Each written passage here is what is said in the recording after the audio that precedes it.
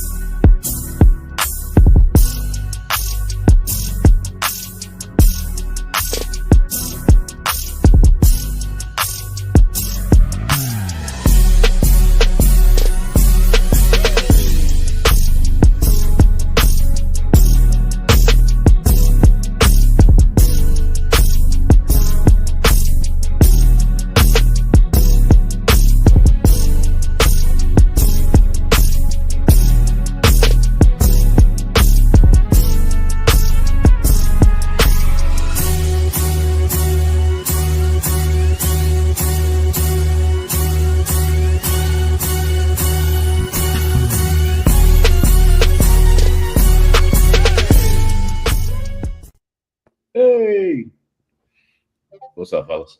Hey, yo. Yeah, what's up, man?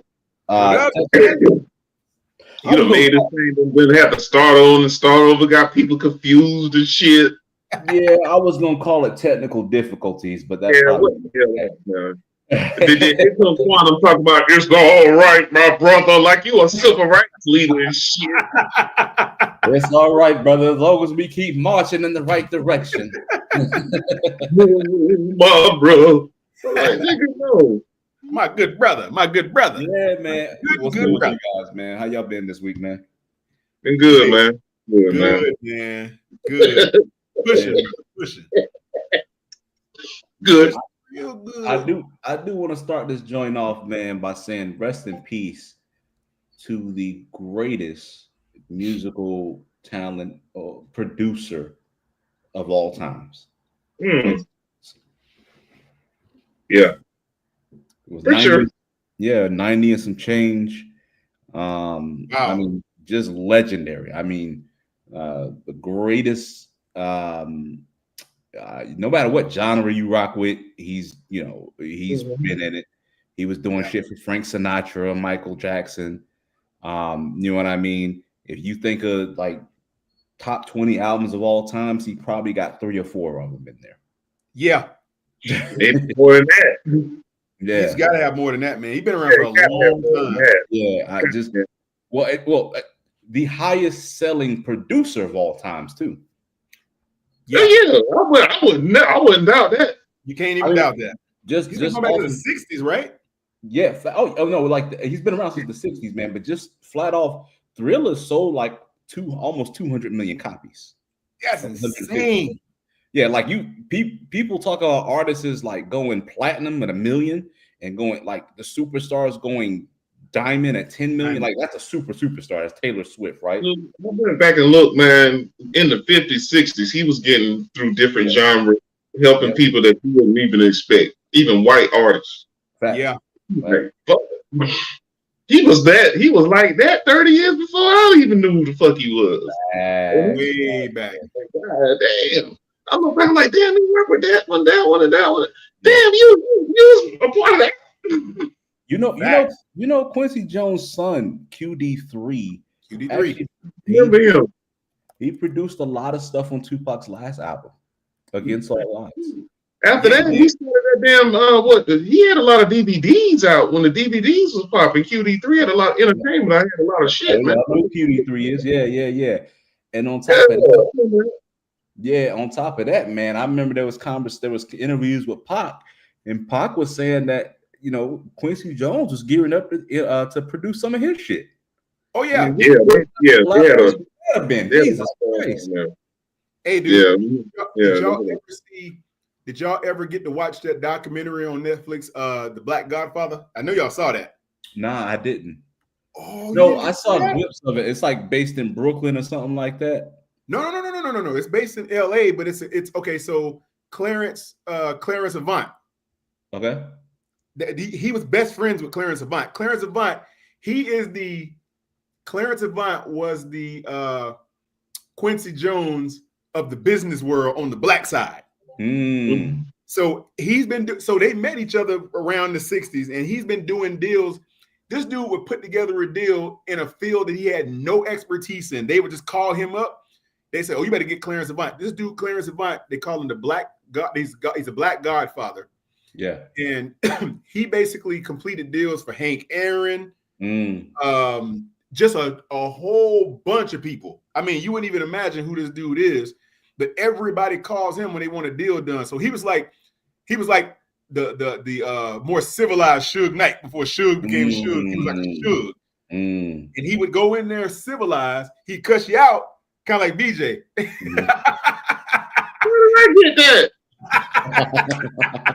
Let me come on here. Y'all, all right, y'all. Hey, he was amazing though, BJ. He was amazing though. He was amazing. He was an amazing guy. He's still alive. Yeah, well, that means I'm amazing then. Fuck it. There you go. Of course you are, brother. B Prince said QD3 was in the beef series. Who the hell does QD3 got beef with?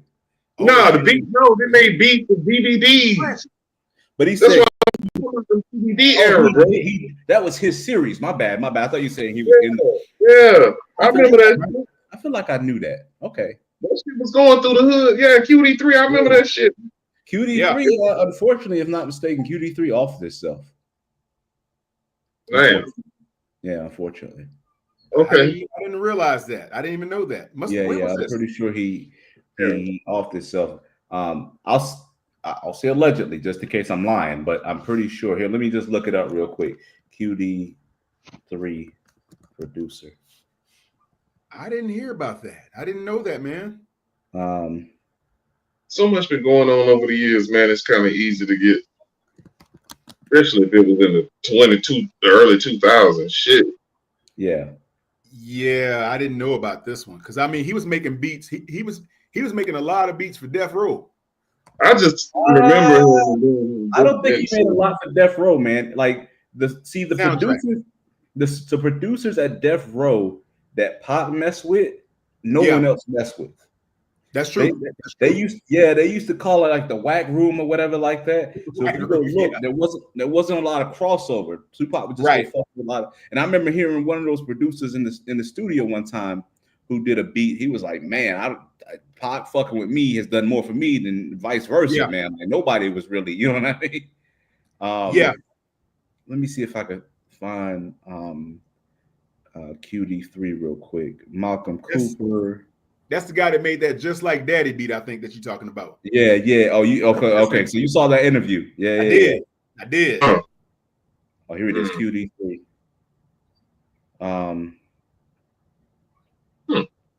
Made that beat?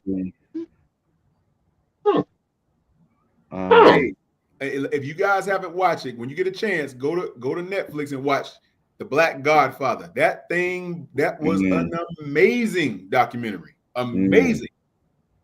Okay. Amazing. Hey, look. Hey, so Retraction is one. Who I was. Retraction. QD3 is not dead. It's Johnny J who offed himself or whatever like that. Johnny J. Oh yeah, I remember Johnny J. Okay. Or sung with him or something. He offed himself. Yeah. Unfortunately. Didn't he do? He did beats with Death Row, right? Oh, Johnny J was all over All Eyes on Me. Johnny J was rocking with Tupac before Death Row. He did a lot of the Thug Life. I think he was on Me Against the World. Then he crossed over, did some stuff with him on Death Row, And he even did something on 7 Day Theory. He was all over on All Eyes on Me. That was heavy Johnny J. That Thug Life. Yeah, Thug Life. Yeah, backseat of my Jeep for LL. I didn't know that. Yep. Wow, that's dope, B Print. Yeah. So Johnny J, unfortunately, Candy Girl, what's going on? What's up, Candy Girl? What you say? What do you say? He said with a Jeep with LL or some shit. Backseat of my Jeep. Remember that song? Backseat of my Jeep. What did he do on that song? I guess he produced it. Say what? That's what B Print said. Oh, nigga, man, that was like fire era, man. To get that, man, that wasn't on the album. That you had to go get the damn single off of some shit to get that shit. Living Die in LA, he did that one too. Oh snap, B Print, I didn't know that. Yeah, he did. He was so by the time Pac rolled around to the 7 Day Theory joint, he started to work with some more obscure producers. Yeah, All Eyes on Me. That's what set him apart. Yeah, a lot of big reasons. Correct. A lot of rappers couldn't rap on the beats that he chose, and most of them. Yeah, that's a fact. That's a fact. Yeah, he couldn't rap on that shit. That nah. Nick Tri-State. What's up, Nick? What up, Nick? Nah, he created a whole nother lane because he's an underrated beat picker as far as MCs. Because I got my list of beat pickers. Nah, Pop was on some another level on picking beats. He was. He Johnny anything. Was Johnny? And there are a lot of favorites that pick some trash beats, boy. I didn't want to say this, but that's a fact. Johnny J was not on 7 Day Theory because what ended up happening is that literally that album was put together in 3 days, and if you were around, you were just around, and if you weren't around, you just wasn't going to be a part of it, right? So like it wasn't because he was beefing with him or nothing like that. Just it was literally just put together in 3 days and mixed in 4, so hit 7 days. Nick Tri-State, what's good, bro? But yeah, but on All Eyes on Me, Johnny J is everywhere, man. Best rap beat Nas Nas is Like by Primo. Yeah, that was dope. Yeah, that's a classic boom bap. It's a boom bap. It's a boom bap, man. Here we go. He says see or no. He says see or no. See, senor. See, senor. See, senor. It is indeed dope. See, senor. Yeah, what somebody say down here? Said we look like the Black Brady Bunch. Huh? Somebody said we look like the Black Brady Bunch. Who said that? It ain't enough people. Shut the hell up, man. Yeah. MBJ. Yeah. Turn BJ loose. I got time for that too, right? Yeah, man. I don't know if I remember Backseat Jeep or not, man. That's You remember that track? That's a classic, bro. I think around Mama Said Knock You Out. Yeah. Mama Said Knock You Out. Right. Yeah. Backseat my Jeep. Yeah. Nah, that's what Monica got her beat from for just one of them things. Right. Sounds the same. Yeah, that changed. Nah, L had that shit out for a minute. That's one of Monica's biggest damn hits. That first, matter of fact, on the R&B tip, Monica's first album, This Thing Is That Fire. That's one of the best R&B. It is. Yeah. That got some, man. Not on the level of what's the 411, but respectively. I don't know now. You got me thinking here now. Ain't nothing. Don't think too hard, brother. Don't overthink it. You know what's up there. She was only like 15 when she made that album. She was a kid. Monica, yeah. You know, babe. Man, that song, man, please, man. Yeah. Boy, before you walk out my life, nigga. Another one. Her or Brandy's first album, BJ? I'm gonna still give it to Monica. Brandy's straight. She had really? I'm gonna give it to Monica, man. Monica had that shit, man. Neck, man. It was like kissing like that. I'm gonna move up. You know I ain't even naming all the hits. You know what, man? Yeah. You on it. You got it down. Like that. Wow. Nah, Monica was like that. That was at the same time Aaliyah 1 in a Million was out. So, shit. it was a lot of good shit coming out. Even Kelly Price was bumping at the time. Drew Hill was bumping. I remember all that shit. Nice, man. B Her Prince first said album. Teardrop. Kelly Price. Hey, put some respect on Kelly Price's name. Fire. I have a secret here in my heart that I can't even tell myself.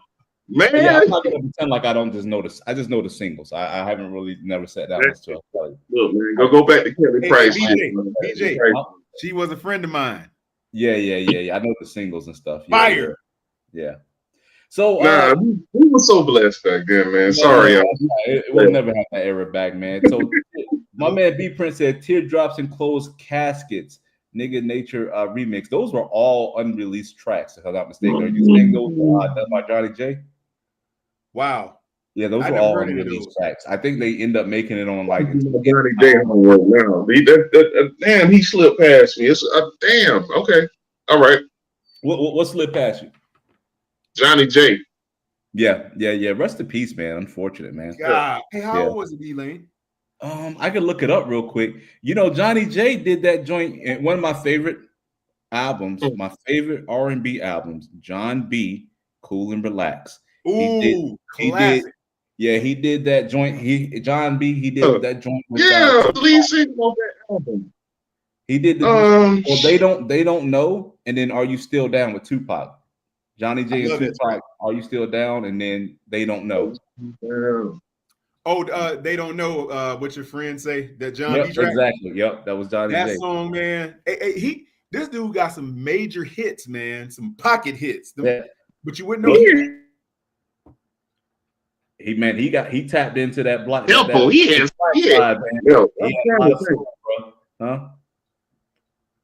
something that was up tempo though that was fire too, man. I'm trying to remember what John. Don't Talk, that was up there. He did a joint with Guru called Cool and Relax. You know what I mean? Check that out. They did a video with it. Rest in peace to Guru. From Guru, man. Sure. We lost a lot of good ones. Yeah. So man, there's a couple of albums. I say, man, when you got a lady over the house and you just want to play something smooth, let's say not one of these young 18-year-old, 22, 23, nothing like that. I don't know. You put on some Waka, not Waka, but put on some who's that dude with the crazy hair? Put on some which one? Yeah, they all got him, man, from Florida, man. Oh yeah. Hey, Cool Kev.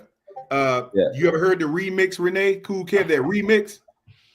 That remix was fire. The original is good too. That thing. You talking about them? What you call it? Lost Boys. But the remix, the original version for "Don't Drink the Juice in the Hood" soundtrack is my favorite. Okay, that's a dope track. Yeah, that was hot. And I was with the singing in it, I liked it better. That's what I'm talking about. What the young lady was singing in the background. I like that one. Yeah. And one of the videos, Black, man, play that for the young girls, man. But the albums I'm talking about, if you play that John B, Cool and Relax, or you play 112 first album, 112, no skips, fire all the way through. The night's gonna end well. Oh boy, at Cupid. Oh, at Cupid, boy. That Cupid go hard. But I'm just saying, take that album from beginning to end. Don't skip. Just hit play all the way through. 39. John B after that, Cool and Relax. You're gonna have a good night. Man. Hey man. And maybe if you want to throw in R. Kelly 12 play. I don't know how y'all feel about R. Kelly. You know, I know he did man, I ain't got nothing to do with all that other stuff. That's the do we delete these people out of our playlist? I say no. I say I vote no.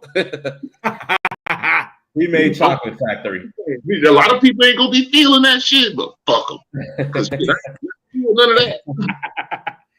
The music was fire though. You can't deny that. You can't erase what the fuck that already happened in the past as far as them songs go with me. I can't let go of 12 play. I mean, it happened. I'm gonna enjoy it. God.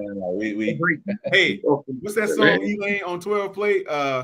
That baby. Yeah. Baby. Oh my God. Keep saying it. Go ahead. Nah. Hey, Quantum. Yeah. Johnny J, you know, he died in 2008, 3 children. He was how old was he? B Prince said 39. 39. Yeah, 39. God, that was young, man. 39. Yeah, man. What happened to him? Let me make sure I didn't lie on him, bro, because I don't want to lie. But he did DUI arrest, DUI intoxication while on trial.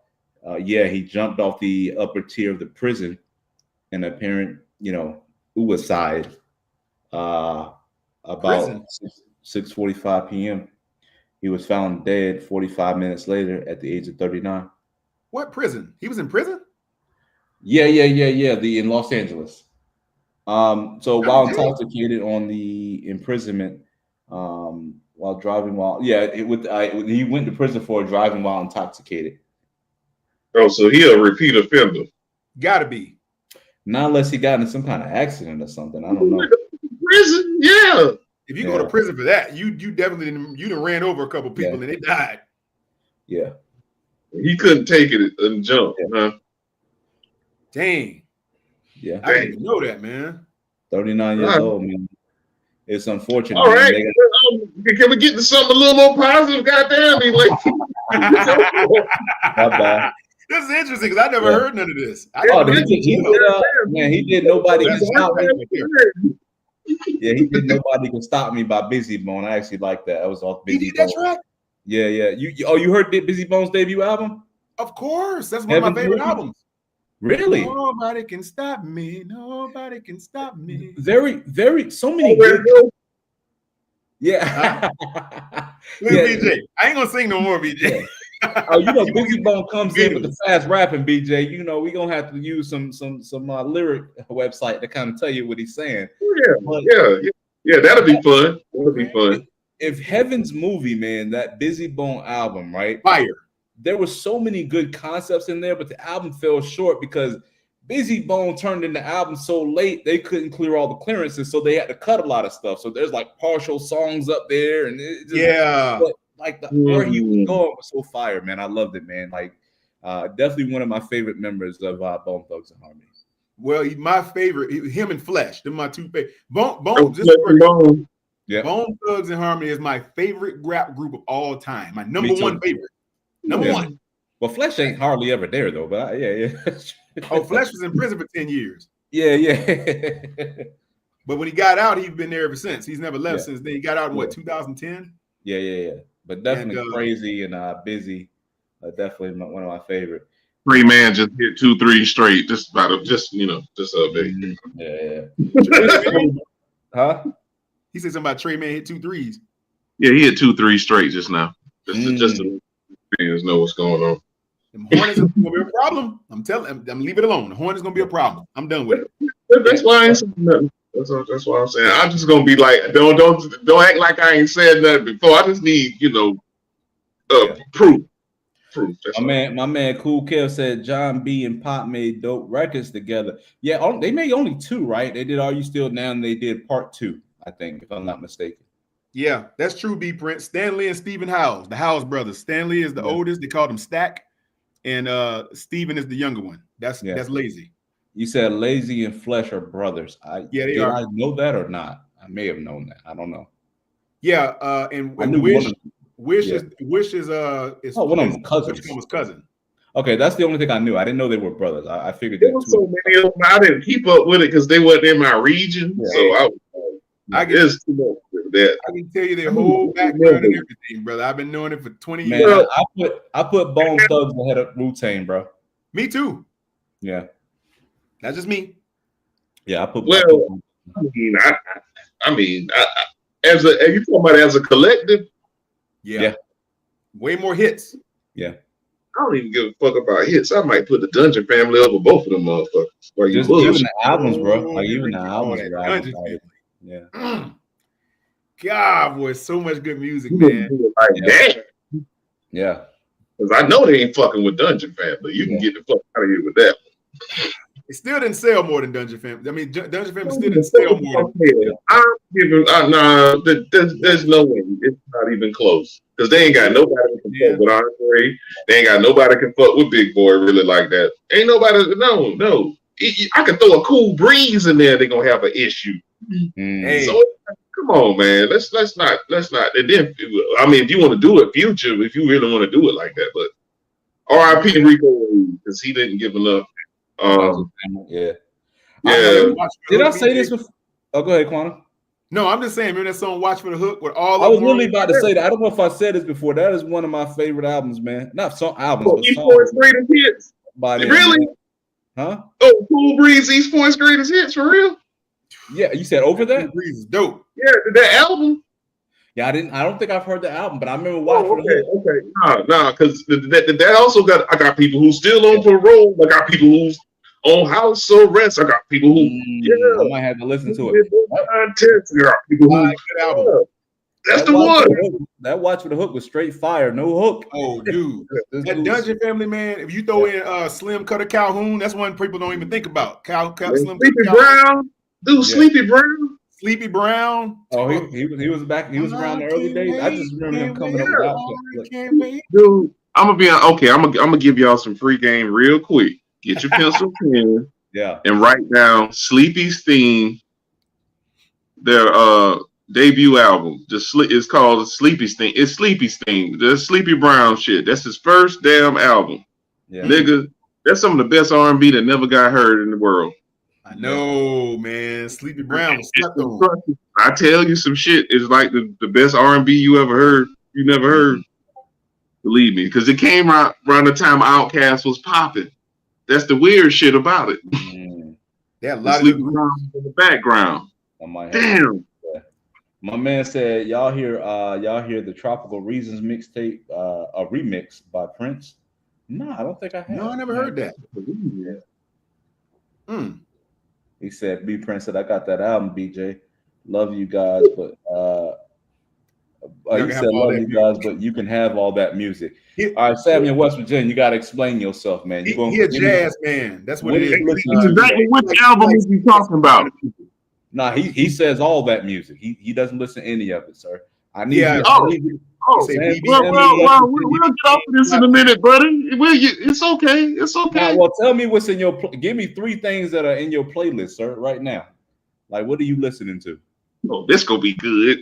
I can't wait. Sammy, West Virginia. What are you listening to? I got to hear that. Are you listening to Taylor Swift, sir? Old Town Road. Cold Chain. Real, so I would be interested in knowing. What do you say? He's probably in that BB King and Cold Train and all them guys. I think that's the kind of West Virginia. You know, he's never called up. I never heard him on the platform. He seems like I would guess that he's an older gentleman. Yeah, he has an older gentleman. Okay. So all right. That's what it is. Sammy, West Virginia, put me in the era, brother. What are you talking about? What top genre of music? Because a gangster dude listened to Sting and the Police and the Eagles. For real. Hey, BJ, let me ask you a question. What's your favorite Dungeon Family song from either group? Because I got one that still hits me right here every time I hear it. It just boom, and it's still dope to this very day. If you listen to it, it's timeless.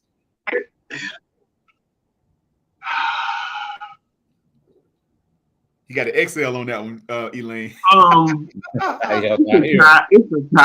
It's a tie. Off the top of my head, it's a tie. If I think more, it'd probably be different songs, but it's a tie. I'll just say for right now, it's a tie. Yes, I can do that. I can fucking do that. Give me both of them then. It is time between In Due Time and Soul Food. Ooh. God. Because In Due Time is a hard out. God dang, bro. Soul Food was an album, man. That's a timeless. That's why I couldn't think of it quick. You know my favorite, BJ? What? Sesame Street. That's my joint. Oh, you went off the beat after my brother. Thanks. No, sorry. Not Sesame Street. I mean, Guess Who? Guess Who? That one. Scarface? No. It's Dungeon Family. Guess Who? You about to make me slam your back straight out. But you divorced my pop the hard way. Back in 19 years, for the past 16 years, I took on the responsibility of Daddy. Huh? This on the first album? Yeah. It's called Guess Who. Oh, man,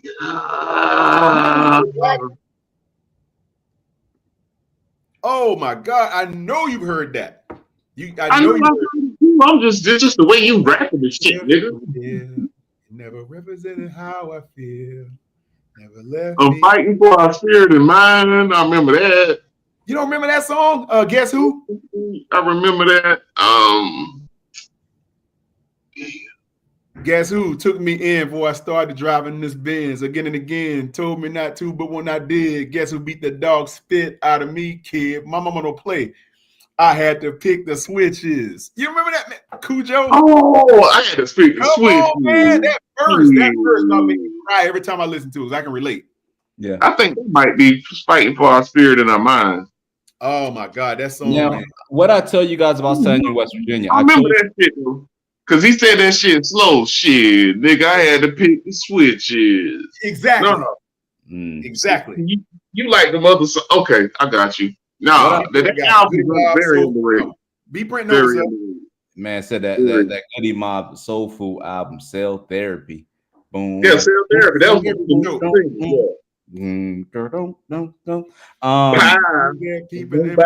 now. Yeah. SAMU West Virginia. What I tell you guys about SAMU West Virginia? He said the Stones, ZZ Top. He said I met the Stones, met Tina Turner, Ted Nugent. In that era, the 80s. Yeah. I got him. Yeah. Now I rock with the 80s too, man. I'm gonna let you know. Me too. I try to act gangster, but I was a big fan of Hall & Oates. No, everybody was on that because all you had was MTV because that ZZ Top fucking damn video playing with them damn hot rods and them girls and them little skirts and shit. Yeah. That's all we had, y'all. So ZZ Top, definitely, motherfuckers was doing it, man. Yeah, man. Hey, what's up? You're not too shit, man. No, because you got the all that shit. Yeah, Jordan. That's when Michael Jackson started popping. It was a lot going on during that time. That shit was. I'm a big fan of Hall & Oates. He did rock this way. That changed the fucking world. Facts. Yep. Sting and the Police. I love that, man. And Yeah. Billy Joel, Billy Idol had shit I was rocking. I was fucking with out of here, man. Yeah. Now I used to, you know what, man? When I was in recording engineer school, the instructor actually produced for Billy Joel, and he told us every fucking day, almost, man, that he used to know Billy Joel and how great Billy Joel was. I like Pink Floyd too, man, and yeah. So I'm diverse with it, man. Ambrosia, the biggest part of me, is one of my favorite songs of all times, but we ain't gonna get it now. I got a gangster image of whole. Hey, the Temptations, man. The Temptations. Come on, dude. That's all-time greatness right there. Oh, I know you want to leave me. There's other groups that I liked a little bit more, man. Stylistics, Earth, Wind, and Fire. Well, I mean, I can't fault you there. Is the greatest group of all times. Let's not even. I wouldn't be mad at that. I'm not mad at Andrew. What's up, Andrew? Yeah. What's up, Andrew? Andrew. Because my sleeper. Yeah. Honorable mention. I gotta put in Mint Condition. I gotta put them. Oh yeah, Mint Condition. I love Mint Condition. Yeah. Yeah. I just don't think Mint Condition. Honorable mention. I gotta throw them in there. Yeah. Say it. We got bangers. Yeah. What's that group that the dude Felipe Wayne song for? Who did Shady? Felipe, what's his name? Felipe something. They did the song Shady. Shady? No. I'm thinking like 70s, man. A song with Shady 70s? Nah, the Spinners. That's one of my favorite groups. But yeah, my man brought up some shit from like the 70s, man. But yeah, I like a lot of shit from the 70s, man. I'm a big music guy, man. Silk. Yeah. Hey, Cool Kev say Silk. Yeah, Silk. I had it. I bought that cassette when the album dropped. I had it. That freaking me, boy. So Silk and the people that BJ just brought up, Mint Condition. they don't have a lot of hits, but they have random hits in different decades type of shit. You know what I'm saying? It's like a roll the dice type of thing. This got at least 5 bona fide hits. I think they're so spread out, BJ. Like one's in the 80s and another one's in the 90s, another one's in the mid 2000s. Huh? I'm not about to argue with you about this shit. They're so spread out, man. They just want consistent, man. They ain't spread out, man. You know what? I can't even say that now. Motherfuckers can change fucking media. You know what I meant. Yeah. Yeah. Grateful Dead classic. Yeah, boy, that would have been a fucked up road to go down. I would have finished that one, but I caught myself. Remember Subway and Soul for Real, Subway. Okay. No, they had it like mint conditioning. Y'all know it. So don't even play with me. On that level, man. Samuel West Virginia said he's 6 breaking my heart. You send me swinging. I mean, that's 3 off the top right there. You know I can give you at least 3, 4 more. Send Me Swinging was like in 2005, and that was like 20 years. No, Send Me Swinging was in the fucking 90s, man. What the hell are you talking about? Oh no, Nothing left to say was like 2005. See, that's a 4th one, number 4. See, you know what I'm saying? That's you say met the Temps backstage in Philly. Ain't nobody come to see you, Otis. Fuck y'all. That's why I said honorable mention. Y'all arguing with me like I'm talking about top 5. Okay. Don't be Eddie Kane trying to sing your way back into the group. I know. Still got it, fellas. Nice. Hey, he said, ain't nobody come to see you, Otis. Ain't nobody come to see you, Otis. Yeah, man. You said Big Iron said Ambrosia. Now you're talking. Yeah, man. Oh, Marsha Ambrosia? No. This is Ambrosia. The white dudes, man. They were. Because Ambrosia, she's one of the best singers that ever lived, but don't get no props. She's like that, and I know my fucking singers. Because she knew her. That's why. Because she knew her. She's a new school singer. She was dope with Floetry though. BJ with Floetry. Oh my god. Floetry was just some next level shit.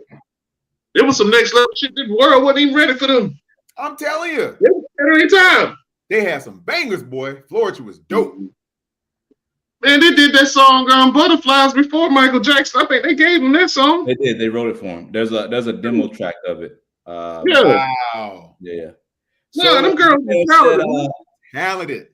He said, "Love Ballad." LTD is one of my favorite groups. Oh, I come across a lot of LTD records back in the day in the crate. Yeah. Chuck Berry. Yeah, dope. That song was played at a very special time in my life. So yeah, I definitely remember that one. Oh, okay, that's what's up. Hey, let me ask Cool Kev a question right quick. Hey, Cool Kev. Hey, Cool Kev. What time are my office hours? Brother, I just want to talk to you about something real quick. I ain't coming back, brother. Right. My office hours are 9 to 5. Chuck Berry.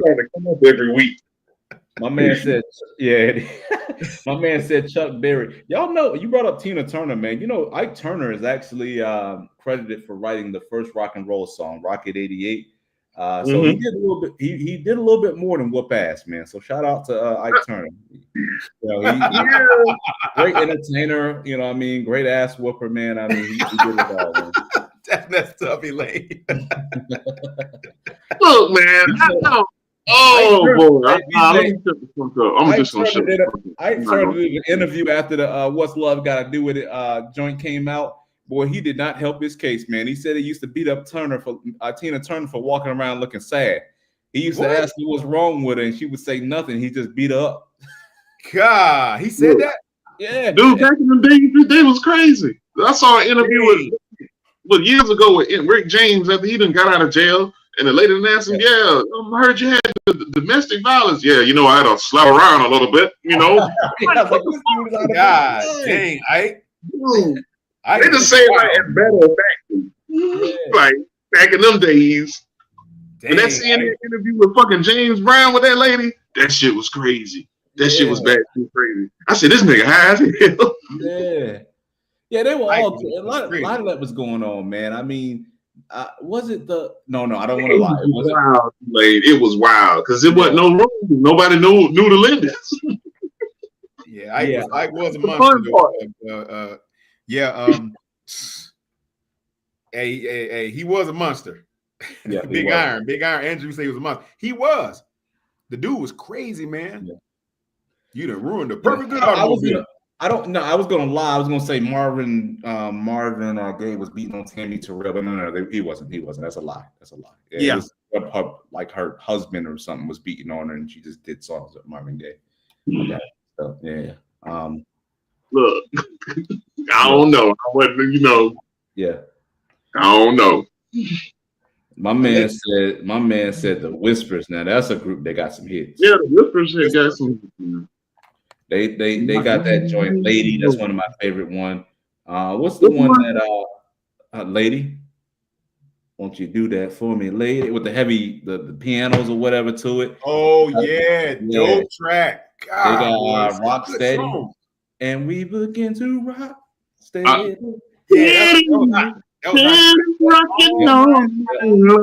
Right. Then they got the end goes on. Yeah, that's it. Yeah. That's like us. Yeah. So yeah. Oh man, that's a good one. Track. Dope track. That Rock Steady was that shit, man. It was, man. It was. It was lit. Man, they call us old but fuck it. Growing up in the 80s, 90s was the shit. And then they classic one, In the Mood. Yeah, that one was dope. Oh, this is what I'll do. Babyface wrote that. Oh wow. Babyface wrote Rock Steady. That don't even sound like Babyface. Really? Babyface had his hands in a lot of damn songs. But Jay-Z wrote Still Dre. Yeah, I know that. Yeah, I know that. Yeah, I know that. I mean, you never know these guys, man. They'll write something that's totally off the beaten path. You'd be like, what? Babyface wrote so much shit you wouldn't believe. Okay, you know what? You know why I didn't think it sounded like them? I forgot that the Whispers made that album in like the 80s. They were really, so that's why I'm thinking like 60s, but that Rock Steady came out in the 80s. Yeah, it did. I remember. Babyface was right. It was like 88, 89. That stuff was dope. I mean, they was hanging on, but they gave us a hit. Yeah, they did. A timeless one too. Nah, the song was hard, bro. It was a lot of shit. Like I said, I was born out of nowhere. No, I was born out of We Are the World. Remember that? Oh yeah, We Are the World. Yeah. They be trying to call us old, but that was the special time, man. You got Prince that came out, Michael Jackson popping. You talking about the song that Michael Jackson wrote for all those songs? Yeah. With Prince. We Are the World. Yeah. Y'all don't even understand. Run DMC rap just started popping. This shit was like something humans ain't never seen or heard before. This was a beautiful time. Y'all motherfuckers, y'all got some regurgitated shit. We wake up every morning for new shit. So wasn't that scene on Coming to America? He was supposed to be Prince, right? Randy Watson. Randy. I never tied that together. It's I think because it let them lead the way. Mr. Randy Watson. Right. Remember he dropped the mic, got the clap, Cedric Chocolate, he dropped the mic. Somebody I didn't know that was Prince. Hey, somebody, y'all remember somebody brought up the We Are the World joint. Have y'all saw the rehearsals of We Are the World? There was some singer that was fucking up, and Michael Jackson was highly annoyed. You seen that? Yeah, I got it up right now, man. Because yesterday I was looking at an article with Quincy Jones, and he put outside the door when they had recorded that in I guess in one session. They did. He put a note on the door saying "Check your egos" at the door. So now I hear this. Yeah. I'm like, come on, man. They say Michael Jackson was annoyed by some of those singers. The way he looked at one of them, he was like, "Yeah, here we go. Here it is, right well, here." I can give you a list of people that fucked the song up. Now I can give you a list. Yeah. Cyndi Lauper fucked it up. Michael Jackson looked like. Oh, I know. Mike was about to stab that bitch. Like, what the fuck? You just. There are people crying. Boy, Mike was probably about to boys. Well, I don't know what Mike was about to do, but he was about to do. I just can't hear this shit. No. Yeah, he was pissed, man. Oh, he was so mad. The angle. Stevie did all right. I'm trying to think of that song because it's a lot. That was forced, definitely forced. Yeah, Omar, Michael what's Jackson up, my brother? like, yo, what the Omar fuck? in the house. What up, Omar? Nah, that way out of word. People forced in there. That's definitely true. They could have did without the person that started the song for real. If you ask me, he was boring as hell. Damn, let me stop. I got what it was for. Hey, BJ, did you see the look on Michael Jackson's face when dude messed the song up? He looked like, boy, if you don't shut up. Dude, he knew that they was just made up people just thrown in there and made up for the media, man. He knew that shit. He knew that motherfucker wasn't talented. Like, look at these pandas. You saw it. Look on it. Yeah, he was pissed. Omar said double tap the string. And the thing is, you know what's funny, man? They got everybody together. You're right. It was some project that somebody was masterminding. They got everybody together. That was Quincy Jones. Yeah. That was Quincy Jones. And they didn't have a song. So Michael Jackson wrote the song in like a day or some shit like that. And you know what I mean? Yeah. Just murdering my lyrics. Of course he's gonna be bad. He was hot, man. He was looking like, yo. Sound like that. I know the Cyndi Lauper part. He definitely didn't write that shit to sound like that. I know that nigga was bad. I wish we could play that part. Yeah, I don't want to get a copyright strike, man. I think I didn't play too much, but oh boy. Just go back to We Are the World and go to the Cyndi Lauper part. Boy, Michael Jackson did not approve. Hold on. He was hot, man. He was looking at somebody like, bro, I know that. That's how confident I am in that part. Yeah, I'm gonna let it. Like, man, she got out of place, ain't she? Yeah. Dan Aykroyd, he in there too? Why? Yeah, oh, man. There was a lot going on because they was all in the same studio with headphones and shit, looking at the lyrics, trying to sing the chorus and shit. It was a lot going on in there, man. Oh, there she go right there. That's Cyndi Lauper right there. Yeah. Lime green hair, whatever it is, the orange hair. And you could tell, looked like she was screaming. You know Michael Jackson was with that shit. That dude is the one who messed the song up. That's the one, him. Yeah. I think. Oh, there's a lot of offenders in there. I wish we could hear it to do it. Oh, there's a lot of offenders in there. There are a lot of people that need to have warrants. A lot of offenders. That's a fact. That's a fact. I see warrants on that damn song right there. Yeah. Easy. BJ says a lot of offenders in there. I just gotta hear it again. I'm like, oh yeah, that nigga did it. He did it too. He did it. See, Mike there right there, you know, he's slick back, you know what I'm saying, still in his prime, like MJ in 93. He ready. He can wear anything, the niggas ain't gonna say shit. And he wrote the song. Let the motherfucker be out of step. And Mike is a perfectionist, so you know that shit pissed him off. Quincy probably like, hey, Mike, they ain't you, dog. They ain't you. You know what? Now that y'all talk about it, I can kind of visualize what the fuck went on in this damn studio session right here. Mike was a perfectionist, man. If I'm not mistaken, they had over 1,000 songs when they made Thriller. Like they sorted through over it was a whole thing. That was their process.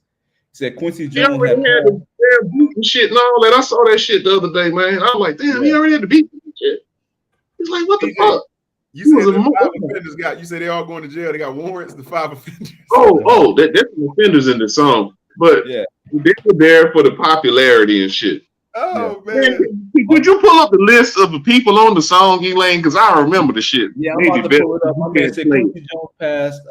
They had someone better than Bruce Springsteen, Bob Dylan. Yeah, Kenny Rogers. Yeah, they could have did better. Let me check this out. My man says Kenny Rogers didn't do bad now. Yeah. Now, y'all never gonna go slander Kenny Rogers on this show. Why? Because no. We're not gonna do Kenny Rogers. I'm sorry. My man Stevie said Stevie Wonder was misreading the words. And you know, Hotter Than July is one of the greatest albums of all time. Just read him. He can't read.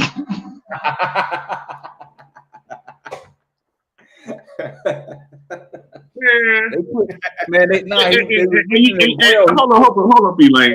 I gotta clear this Kenny Rogers shit because that's what you got. You gotta know when to hold 'em, know when to fold 'em, know when to walk away, know when to run. You better count your money before you get up from the table. No, you're not gonna do that. No Kenny Rogers slander would not be at the table. You better count your money, boy. That's right. That's that OG shit. And he in a saloon with cards and telling you shit you need to know now. So no, we're not gonna do that Kenny Rogers slander. Okay. All right, go ahead. Hey, so I got the list right here. Now he was saying something about Stevie Wonder. I was like, Hotter Than July is like one of my favorite albums again too. Which one? Hotter Than July, Stevie Wonder. Yeah, Hotter Than the 4th of July. It has Lately, the one that Jodeci made famous. It has Jammin'. It has the Blast Off. My bad. Sorry. Yeah, All I Do Is Think of You was up there. So yeah, you know, if y'all remember, didn't know you. What the fuck, man? You got this good bad persons acting like they're having guys. Hey, y'all keep it going for like 2 minutes. Yeah. Samuel, West Virginia. You say Bono from U2. What about that song, Bono? Samuel, City of Blinding Lights by U2. That's a dope song. That's one of my favorites right there by U2. In the city of blinding lights. That thing is fire. I love it. You know that one, BJ? I gotta hear some of this stuff. I gotta hear it, and I know it. That song is fire, man. I love that track. City of Blinding Lights. That hurts the damn. You know, I gotta be an asshole for a little bit, but yeah, that kind of hurts it. I'm pretty sure I probably heard it more than likely, man. I like U2, man. It's Bono legendary. U2 got some burn with me. You know what I'm saying? Yeah, man. Nah, their legacy act definitely for sure, man. Yeah, but I didn't really got too much into them. That's the only thing. There was a lot of stuff I got into with it. U2 just didn't want the ones that it got to me, man. Yeah. It's so many groups, man. You be listening to music all day. I probably would go get into them and like them. Yeah. So there ain't no knock at all. I'm just not gonna lie like I heard they shit like that. But I'm definitely aware of them over the years for sure. You see, what did B Print say Quincy Jones produced that song, It's My Party and I Cry If I Want To. Can you believe that? Yeah, he did. He did a lot of I'm saying he go back to the 50s, 60s. That's what I'm saying. I know. Yeah. And I saw that shit too. I was like, damn. That dude been making songs since the 50s, man. 60s. Mm-hmm. That's insane. The Eagles, the Eagles were dope. That's one. That's why I love different genres. This ain't even R&B. Yeah, I know, right? That's more. What's the Eagles? Would they be considered a? I would lean more towards rock. What is it? Rock? I would lean more towards that, or maybe soft rock, maybe. One of those. Hey, what about that song by the Eagles? One of those nights. One of those nights. They definitely use guitars. That's a dope track. Yeah, man. It's some fly songs out there, brother. It's so many different groups.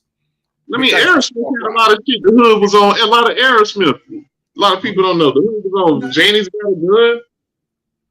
What you say, DJ? No, it was a lot of hard shit. What, George Michael? Man, that George Michael was shit back in the 80s, man. Y'all get the fuck out of here, man. That father figure shit. Nigga. Babe. George Michael was fly, man. George Michael had some dope tracks in the 80s, man. Late 80s. Man, I will be your father. Man, they was playing that shit on R&B stations, man. Oh, that song was so fly, man. God. Dude, George Michael was like that. He was up there with Michael. He was like that. All right, and then Whitney too, when she had her hair all the way shaved off on that first album. A lot of girls don't know that. That was might have been the best album. Oh, I want to dance with somebody. Tracks. That thing was fire. Love to me, man. music for days. You could put a Whitney album on, man, and just hit play and just let it go all the way through.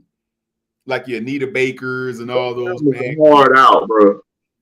It's a hard out. My mom used to play that shit a lot, man. It was a hard out. Man. Definitely. Dude, that was one of the times they had the BMG shit where in the magazines, because we ain't had no internet and shit, just magazines and shit. You put a penny on there and tape it and get about 8 to 10 CDs. Yeah, I remember that. My bad, it's cassettes back then. With cassettes. They had Sesame CDs. Nah, with me it was cassettes because it was the 80s. I forgot they did go to the CDs, but nah, it started with I did the 1 cent, right? Yeah, I did the 1 cent. My cassette tapes and shit.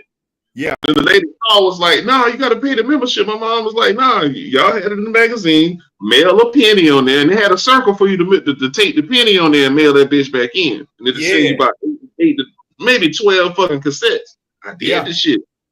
So I got my cassettes. I'm happy. I'm like, damn, I got all this shit for 1 cent, but I didn't read the print. My man said, "My man said, don't be cruel." That's you know what I'm saying? I kept my shit. You know what I'm saying? I had Janet Jackson, Control. I had the Beastie Boys. Man, I had Run DMC, Raising the Hell, LL Cool J. I think it was Walking with a Walking I had Donna. Dude, I was all over the place with my selection, man. I had Prince. I was all over the place, man. I had all of that. My man said, Big Type Bobby Brown. So Bobby Brown, Don't Be Cruel is just a masterpiece of Teddy Riley and Babyface, man. Might have been either way, it don't matter. Huh? Either way, it don't matter to me. That shit was fire when it hit the street. All the way through. No, don't be cruel. Dude. There was like one song on that shit I didn't like. Just one. Which one? It was like the last or the second to the last song. Oh, I mean, I ain't gonna fault you for that. Lick on that track. Yeah. It was like at the end of the album. It was like, okay, all right, this is kind of a filler. I mean, I ain't mad at you about that. Yeah, but Tenderoni, man. Tenderoni, that's the lick. Yeah, Rock with Rock With You was dope. Tenderoni was dope. Yep. Don't Be Cruel. I mean, just the whole Don't Be Cruel. My Prerogative. What I'll say. I mean, of course, My Prerogative it was the one that needed to be the one to be the first album, the first single. That had to be it. Yeah. Are you guys aware that song, My Prerogative, was so popular because there's no word called prerogative. They changed the dictionary because it used to be prerogative. That's what I thought. That's what I thought. But it became so because what these do, I forgot what these people who write the dictionary are called. Bobby Brown just ain't no change no vocabulary. I'm gonna need some proof on this, Elaine. They did. They did nothing. Show me them niggas. Webster's, man. They changed it. They did. I think you're proud if you're right, but I ain't. Bobby Brown is. Right. But you understand that the dictionary, like Webster's and stuff like that, they just go around and see what people are saying, and then they include what people are saying. Right now, I'm not hearing it right now. What's the dictionary had did no. Look at Al concurs. I'm pretty sure the word prerogative is hanging around before this. I'm pretty sure. Hey, nah, what you laughing at? You co-signing the shit. BJ, here you go, BJ. Here it is, man. Bobby Brown, My Prerogative is credited for helping make the prerogative one of the most commonly mispronounced words in the song. Bobby Brown pronounces the word prerogative. The word prerogative means, and it goes on to the definition, but the word was changed based on people mispronouncing it. It was changed. Yeah, it's true. I want to know about this change part. Just saying it ain't all right, man. Accept it. Hey, Elaine, look at Al. Look what Al just said. There's no way. I ain't never heard of a nigga changing the word in the dictionary, so you could mix me with that. But that actually happens all the time, BJ. I forgot. Really? I would love that. This is interesting, and I'm not saying you lying, except for the Bobby Brown part. I'm gonna give you I'm gonna actually tell you what their job is. How you gonna change the word and ain't gonna tell nobody? First of all, have you ever heard? But no, have you ever heard the word prerogative? No alert, no email. Oh, we can change how we change how you spell prerogative. Oh, nobody gets those. Hey, your teacher count you negative on your test, man. You spell it the right way, she'd mark you off on it. But damn, I didn't know they changed it. We ain't got no internet in the house. Damn. They ain't gonna send you no letter in the mail. Hey, we changed it. So how you gonna just do? All right, people, bro, go ahead. People who do this are called lexicographers.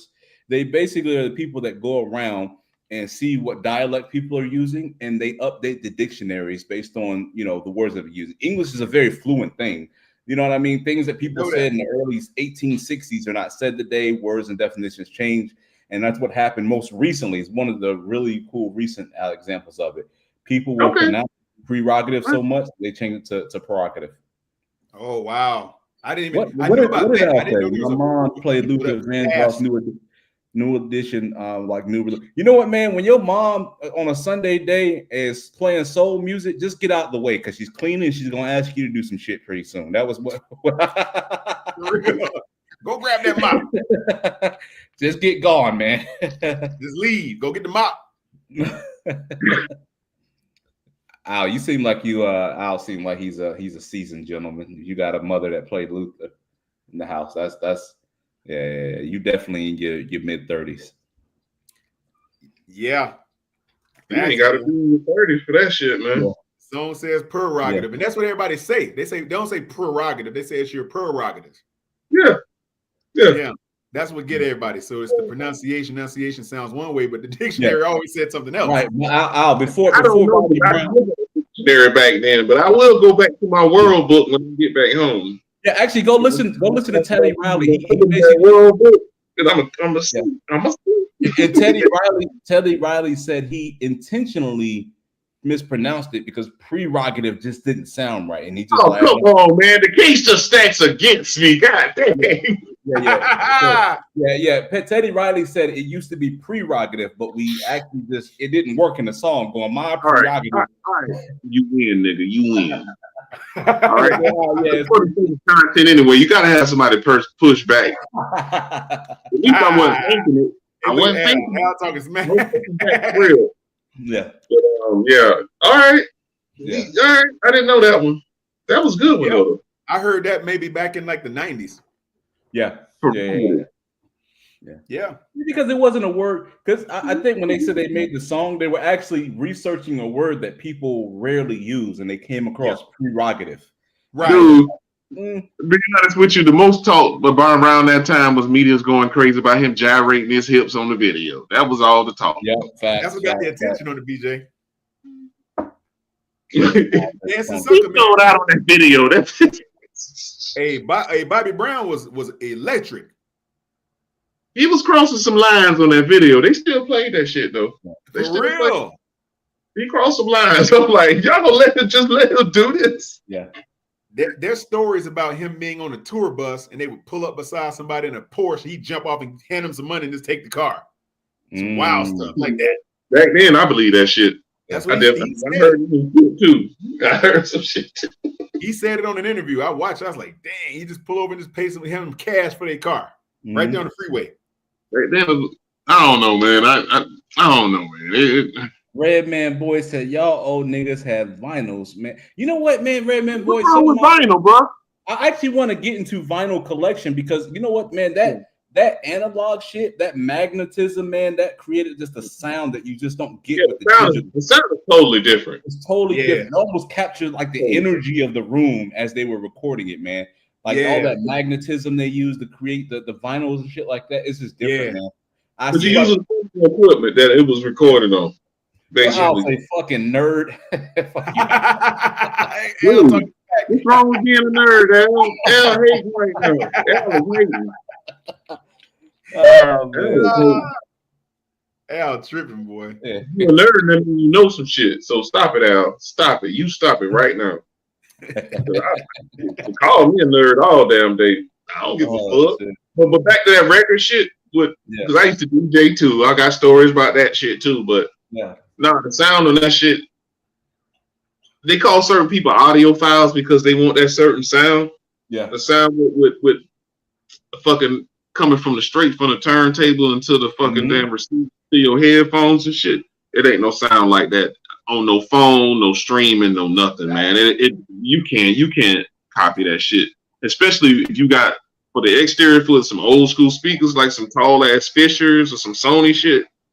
Yeah, it's not. You're not gonna match it. I don't give a fuck because it sounds too fucking clean. It's too clean. Yeah, it's like, too clean. It almost man, the vinyls feel like you're in the room with them, bro. It's like so much warmer. You could like, bro, it's different, man. You can go listen to it. Yeah, go listen to it. Highs, the mid, the lows are tweaked just right for the equipment. Yeah, facts. You know what I'm saying?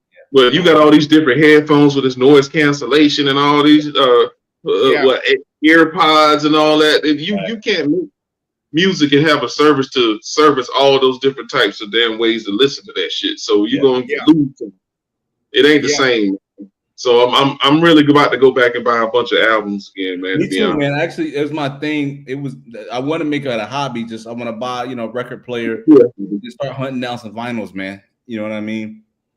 Because you get more information on the album and the artist from the vinyls when you open the shit up. And it's more artwork. Everything. Yeah. Sleeves might have artwork. It's a lot of shit that I kind of miss from them days DJing.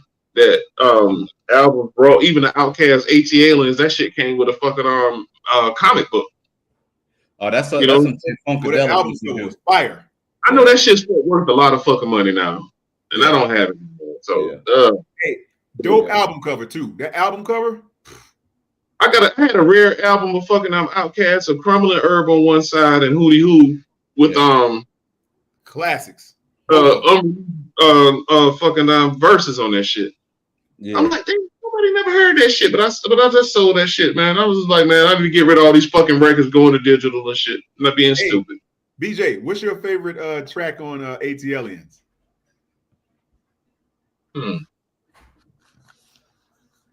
B and you, your mama and your cousin. Oh, Elevators. You like Elevators? Rolling on the step. Yeah. Go ahead, BJ. Yeah, I'm gonna do another tie. I know I'd be fucking y'all up with ties. It's gonna be throw y'all hands in the air, y'all. Oh, the beat is fucking just don't care, and if you're like stripping, the beat is fucking stupid. They killed that beat. Yeah, and the version is great too. And the other one is a slower song, "Growing Old." Oh, God, yeah, dude. That song, man. That song. That. Piano, dude. That Growing Old. That's beautiful music right there for y'all. If y'all growing old, that's a slept on track on that. That's slow. It's the last song on the album. It's the last one. Growing Old before the album cuts off. It's the last song. But I got one. What's that? What's that one? Ooh, I feel the passenger speak on. I remember that song. That's on Goody Mob, ain't it? Huh? No, that's on AT-Aliens. So I'm hoping, wishing, praying to keep my faith in you. That one. That track right there, boy. God. Yeah. What's the name of that song, man? I forget the name of it. I just know it. I ain't gonna lie, that was one of my skippables. I'm sorry. But you like that one, BJ? You didn't like that song? I don't remember the album too much, man. I saw the playlist was better than me, and I like that one. But mine said "Revenge of the Nerds." We'll take it.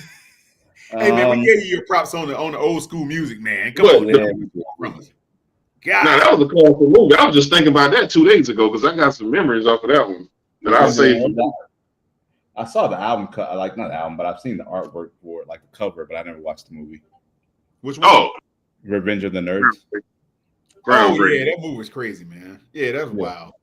That's another 80s. Dude, the 80s was lit, Elaine. I'm gonna let you know, man. And you better be right. I'm telling you, 80s. I do. When it comes to R&B, the late 80s and mid 90s to the mid 90s was the golden era. I ain't talking about just R&B. I'm talking about movies too. Ferris Bueller's Day Off. You better have seen to that shit. I know you see I always that. think of the 90s as the best era for almost everything. I don't See, know. definitely wrong. And I can argue with you because I lived through both, because I might be arguing with myself. But for sake of content, for sake of content. No. See, unlike Kamala, I will concede early. That I just might be biased. All right. I'm gonna let you have that one. Oh my boy, you did it like that. That Bobby Brown crashed his car on Hollywood Circle, in Florida, or whatever. Bobby Brown was the shit, man. I remember hearing Bobby Brown's son talking about he was in elementary school. He had the teachers sliding their phone number to say, "Give this to your daddy." It's the 80s, baby. It's no internet. You gonna see these motherfuckers maybe one. This the only time you ever gonna see them or get any contact with them. This shit is a different world. Man, it's hard to explain this shit. Yeah. And then they call us old, but they wear the same old sneakers that we used to wear, and then they be hyping up the shit that wasn't even hot when it was out. I'm like, Dunks wasn't like that. I'm gonna keep that. That's my campaign. Dunks wasn't like that. Nobody go back to the 80s, 90s and show me a bunch of pictures of people wearing them shits. You can't show me. You find British Knights, you find Troop, stuff like that. Yeah. That's my rant on that for this episode. But we're gonna keep this going on, Quantum. We'll let them know about that. We'll let them know. They said Bobby Brown pulled a girl out of the crowd and simulated intercourse with her that violated Georgia's. Man, that sounds like a constitution violation, but whatever, man. Yeah. That's on some Ray Charles get banned from Georgia type of stuff. Yeah. That's what that shit say. Yeah. No. He really don't like Bobby, do he? Yeah. So he might because you don't understand. A lot of people put everything on Bobby, but the real story is pretty much Whitney got him like that because she was like that before. That Whitney had the little girl next door damn persona going on. Yeah. Really? See, he was from Boston and she was from Orange, New Jersey. So they had that whole East Coast thing going on, man. Mm-hmm. They had a wild bond. Their bond was crazy. It was real too. I can tell it was dysfunctional as hell. That's the problem. Extremely dysfunctional, but it was wild. A lot of people really thought Bobby was running. That's they little what they call that shit reality TV show. One of the early crazy, man. She was running. That was some of the most entertaining shit I've ever seen in my life, and I don't even watch reality shows. That's some Uncle Luke First Amendment shit. Yeah, Uncle Luke was talentless though, but shout out to Uncle Luke. Nah, born in the USA, banned in the USA. You can't do that, Elaine. He went in front of Congress and fought for us. Uncle Luke didn't write none of that shit, man. I don't care if he didn't write it. The song was called "Banned in the USA" because the feds was fucking with him. And he won. You know what? I don't like Uncle Luke. I'll be honest with you. I think he brought the feds and won on some damn shit with using lyrics. Well, I get it, but so did Ice-T and No, not on this level, Elaine. You gotta understand this nigga. This was the 1-1. Yeah, but that's why they don't fuck with him now. You gotta understand that. Okay, that's fair, right? I just feel like he introduced a lot of degenerate shit to the culture. A lot of that twerking. Shit. I understand that. I agree. But when he went in front of them, that was one of them moments in hip hop, bro. I'll give you that, man. But for real, like a lot of that twerking shit. And I got you overall. I got you on that. Yeah, a lot of that twerking shit, man, that really came from Uncle Luke. That came from Caribbeans and shit like that. They do that. In the ass now. I'm not gonna gloss over that now. They be out there in Carnival shaking their assy cheeks and shit. So wait a minute. You got something wrong with carnivals and shit? Because I've seen them damn carnivals. Them motherfuckers ain't ashy. Yeah. Al, what is Al saying? Like, damn, Al, it's not a call-in show though, Al.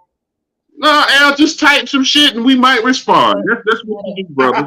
I would love to let you up, brother, but I cannot. You know what? Super chats and all that shit. So when we move, we might be able to do something for you for about 5 minutes, man.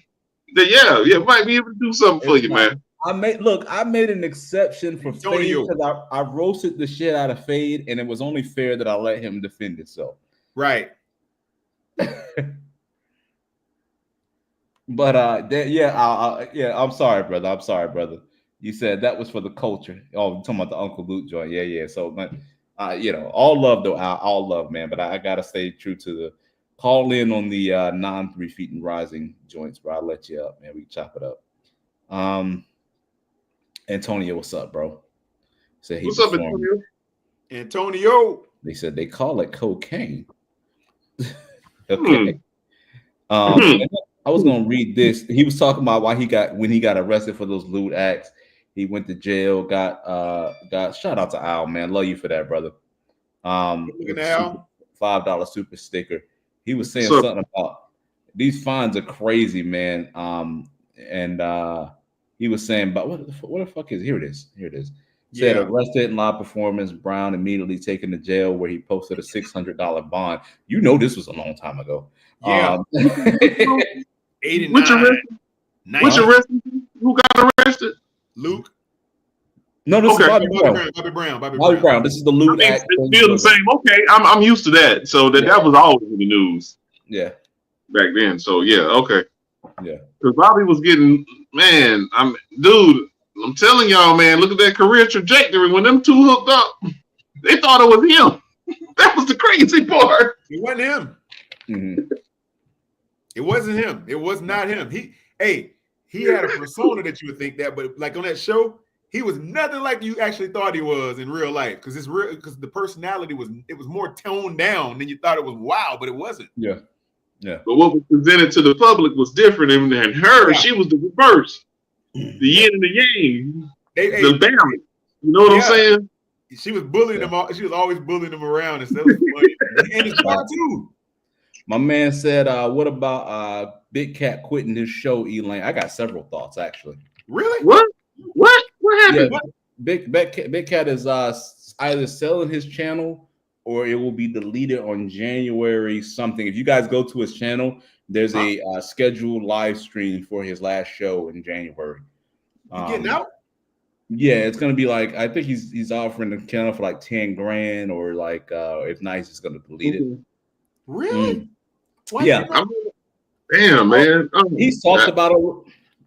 I'll let you guys go ahead first. I got several thoughts. I don't want to just. Wow. Hey, yeah. I mean, I'm pretty sure the man has reasons for sure. So whatever those are, that he's not a stupid person at all. So no, not by far. He's not. No, he's not. So, I just wish him well, whatever he choose, man, for real, man. And please come back if you got the itch to come back. Yeah. Like the next day. Super talented. Yeah. So wherever your heart lies, man, and whatever you feel you need to do at the time, do it, man. Regardless of how it looked to everybody else in the world. I just heard this shit. So man. Do whatever your heart lies, man, because first of all, we can't walk in your shoes. So whatever you got going on, you got to do it, man, for the time being, man. Based on what he said and just in general, kind of my experience podcasting too, I kind of think I put the picture together. Big Cat talked about being shadow banned. You know what I mean? The fact that there's no money in podcasting as far as for the Panthers, there just ain't. A losing team. Yeah, a losing team. And, there's only so many ways you can flip the content. So I would imagine a lot of the passion is gone, right? Like arguing with you guys over and over again about Bryce Young. And then I'll be honest, you don't really make a lot of money doing this, bro. You know what I mean? Not. Why would you? We're not winning, right? Why would you? If we were winning, it'd be up. But the grind is crazy. And then on top of that, Big Cat, I know he's going back to school, so I think he's really just trying to just focus his mind on his next step in life or whatever like that.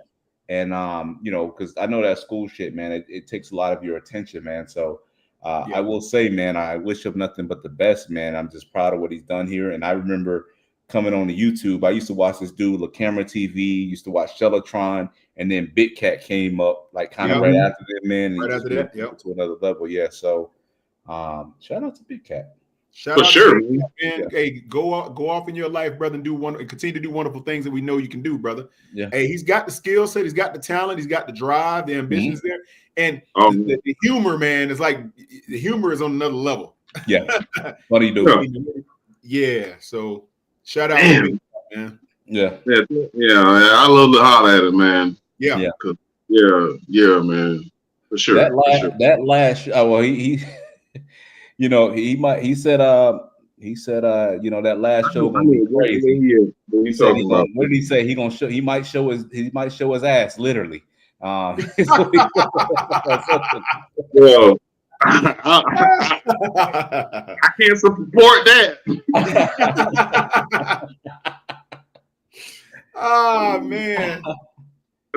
Tweet it. Just tweet it.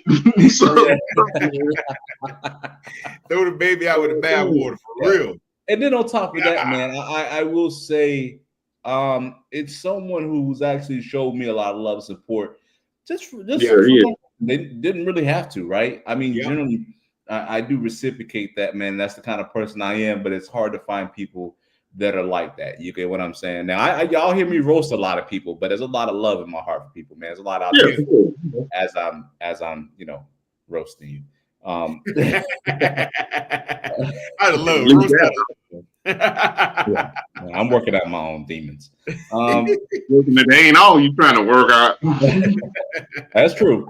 I'd have loved, brother. I'd have loved. Brother love. Luke got arrested at the Gemini on Hollywood and Dixie. Yeah, he was tearing up shit up there in Florida, man. I hate when people call me beloved, Quantum.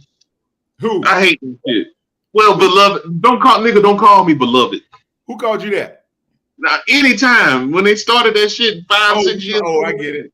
Yeah, don't be saying, well, beloved, don't nigga, no. Hey, what is that? It sounds like somebody. It sounds like a New Yorker thing. Or something. Yeah, like women do it a lot. They call you. There's a lot of people that do it too. Ayana Van Zant. She the one started saying that. Yeah, man, fuck all that new shit, man. Ayana, that woman off real. Okay. That woman who be saving people's lives, man. Yeah, fix my life. Fix my life. She the one started that. Rest in peace to DMX. I remember when she did the DMX. DMX was spaz. I remember that shit too. I remember that. Don't get to talk to me like that. Yeah, he was hot. Yeah, and when DMX, he that white woman, he was talking to that white woman. DMX started, I just miss my mama. You know what I mean? He got all soft and shit. I dare you, I'm not. The white lady bring out the soft in him. Yeah, I don't support that, man. You know you wrong. Leave the man alone. Leave him alone. Leave him alone. No. DMX, one of my favorite rappers. He was on track. After the first 3 albums, he was on track to be one of like the greatest rappers of all time. Mm-hmm. The music didn't fall off a cliff. The drugs had a lot to do with that, but a hell of a legacy, man. It really didn't fall off a cliff. It wasn't promoted because somebody was president of Def Jam. Nah, you know what? I used to think that, but when I heard the music, I know that album was fire. Which one? I didn't think. They don't know who we be. Which one was that? Shit, that wasn't the one. No, it was some BS that came out under the one he was released under Def Jam that Jay-Z kept denying. It wasn't that one. It wasn't that album. Yes, it was. That's the 4th album. Let's make sure. I might be wrong. Let me see. Grand Champ was it Grand Champ? I think it was Grand Champ. It was Grand Champ. Platinum. Hold on, I'm about to look because I know. As far as because what it is, when I looked at the album, I was like, I can see why this one don't really got the singles the other one had. I can see why Jay-Z might not have been hating. He might have been like, look, this ain't really what was he talking about, bro? Trying to be that man's success. Hey, that song, that thing still went like 6 times platinum. Nah, hold on. We gotta get this right. I'm like, damn, he just doing that. This shit sound fire. Yeah. I'm sorry. Anything to sound good. Hey, it works for me. Right. I don't know. I believe it was Grand Champ. That was the 3rd one. Because the first one was Dark as Hell is Hot, Flesh of My Flesh, Blood of My Blood. Favorite album, man. And then what was the 3rd one? Then there was X, right? Then there was X. So Grand Champ had to be like at least the 4th or the 5th one. 4th or the 5th album, yeah. I'm looking now, fellas. Give me a second here. You said I'm telling you, they blocked a lot of niggas back then. I'm trying to tell you, man. Even LL got blocked back then. He had a fire ass album. No. So Dark Hell is Hot, Flesh of My Flesh. Flesh of My Flesh has one of the best intros in hip hop all times, man. Really? Wait a minute. Over the first one? The one he was like, was it? With the bell ringing? That's what I'm talking about. That's what I'm talking about. That's what I'm talking about. Is that the first album? Yeah, the first one. Okay, that's the one yeah, with the bells. Yeah. I was like, oh my God. Hey, Biggie's intro on Ready to Die was dope too. You got to get that one up. That was a dope intro. Yeah. The Biggie on Ready to Die had the it was a skit, and then it rolled into not How to Rob, but they were robbing the train. Yeah, there was. Give me the loot. Give me the loot. All the way until he was getting out of jail. And that was him. That was all him. Both voices was him. I know. Yeah, it took me years to know that. Yeah, his other voice was funny as hell though. That shit was funny as hell. Which one? His other voice he used on that song. Oh yeah. I'm like, that's big. Yeah. All right. Classic stuff, man. Oh yeah, definitely. But we old though. But hey, we got little having fun with that. Have fun with that, man. Have fun with that. No disrespect. But I'm just saying that I'm just talking to people who disrespect. D-Cash, just the Biggie album, Ready to Die. So you go hit that intro on Ready to Die. You'll hear exactly what we're talking about. It starts from where his mama was when he was born. Yeah, born. And then he was in jail. Say, what you gonna do when you get out? Say, I'm gonna get the fuck out of this motherfucker. You always you'll be back, motherfucker. Nigga said, you'll be back. Yeah. Then him and Method Man had a hard ass too, man. That man, look, him and Method Man. What's that? Don't ask me shit.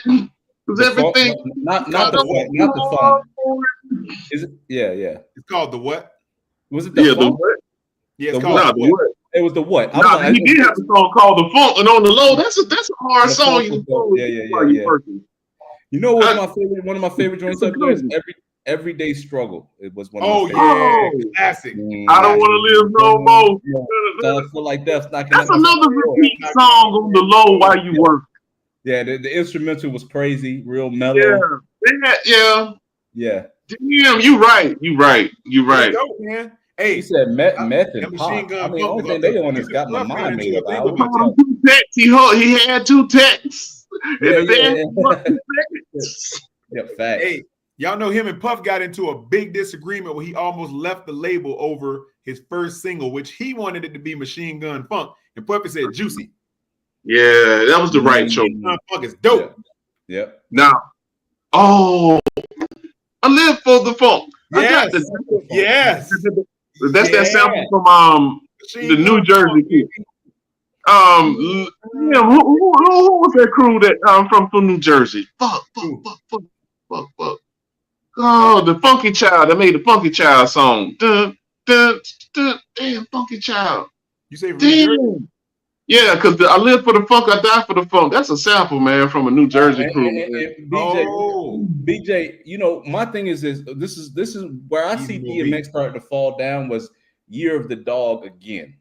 That's kind of where it's like, okay, you're dropping some bullshit. That was 2006. That was right after the Grand Champ. Everything before that was okay. I'm gonna try to shoot him some bail. I'm trying to play devil's advocate here for context sake. What were the songs on that album? Yeah, because I don't remember. Did it go platinum? I'm sure it did. Well, just off the residual and it being DMX, here I'm gonna share my screen real quick. Yeah, that means it went platinum. He ain't said it, but it went platinum. Well, I don't know, but it wouldn't surprise me, is what I'm saying. Yeah. All right, here we go. All right. Is Dark and Hell Hot is hot. Fire. Need to talk. Fire. Flesh and Flesh. Blood of My Blood. Fire. 2 albums in the same year. No way you're gonna stop my flow. They didn't like that. We'll roll back to that some other time. Yeah. Then there was X. The next year he comes and drops some more fire. And then the Great Depression. This was They Don't Know. I think that was that one. Yep. They don't know. Did it, man, please. Yeah. Grand Champ. Grand Champ. I think this is like the one he did Where the Hood at. We in about 5 albums. Aren't we, Quantum? Like I said. Wow. All right. All classics. Now, once you get Grand Champ overall wasn't like as good as the other ones were all the way through, but it had them. And I told you why. It wasn't pushed the way it's supposed to be because of a certain somebody. But hey, you keep trying to tell this little story. You keep it up. He sold like 6 million albums of that one, I think, Elaine. Where did Jay-Z come in? I thought Jay-Z came in around the Year of the Dog. 2006. This, I think, Year of the Dog was a problematic album. Rockefeller Ben broke up before 2006, man. Yeah, they did. That fits the timeline because when Jay-Z left Rockefeller, he became the president of Def Jam. That's what I'm trying to tell you the whole time from the start. You keep naming all these damn albums, Elaine. No, okay, so if I've been trying to tell you. No, he wasn't promoting them shit. Because I think if we agree that Year of the Dog again is the album that Jay-Z was trying to block, when I looked at this album, look at it. What's on it? Name me the songs. We in here. That's Swiss Beats. Y'all don't know what that is. Y'all have never heard that song. No. All right. I don't know the song. I've never heard of that song, and it was a single. Go ahead. Busta Rhymes. He got some people on there too. They got people, but Come Through with Busta Rhymes. It's Personal with Jadakiss and Style P. Baby Mother. I've never heard that one. Dog Love. Wrong or Right. Actually, I know this song. That one's actually tight. Oh, Lord, give me a sign. Now that thing is fire. Yeah, Lord, give me a sign. Yeah, that one was dope. That was good. That was all right. That's a dope song. Yeah. But Goodbye, Blown Away. Y'all, I'm not saying Jay-Z wasn't hating. But this album was a weak effort by DMX. And if you turn this in, Jay-Z's probably listening like, Now, see, there's the part you leaving out. Jay-Z, he's a shrewd motherfucker now. He is. I will say, There's a lot of stories about how he did. I will not deny that, but I would say if we're correct that this is the album he turned in, he didn't make it easy on himself. It ain't like there was a bunch of fire up here and Jay-Z said no. Because execs. How much it sold, Elaine? How much did it sell? Let's see here. Let's see here. This nigga here. Oh man. Performance. US 126,000 the first week. It became his 6th top 10 album. The first album, the second week, XYZ. The album has sold it did nothing. It sold 346,000 copies in the United States as of 2012. Which album is this again? Year of the Dog again. That was like the 4th one. To a 5th one. Yeah, it was down the line. This is kind of where I felt like DMX started falling off. But I think that shit started before that album, to be honest with you. Sold $125 his first week. That's pretty good. Yeah, but it fell off a cliff. A lot of times. God. Hey, and then at the same time, Quantum, this is back in the days, man. Selling 300,000 in your first week was customary for the big time artists. You know what I mean? Yeah, it was. Yeah. But you had to go get it physically. Yeah.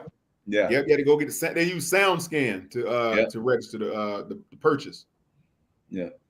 Album scored 60 out of 100 based on mixed or average reviews. So I bet it was.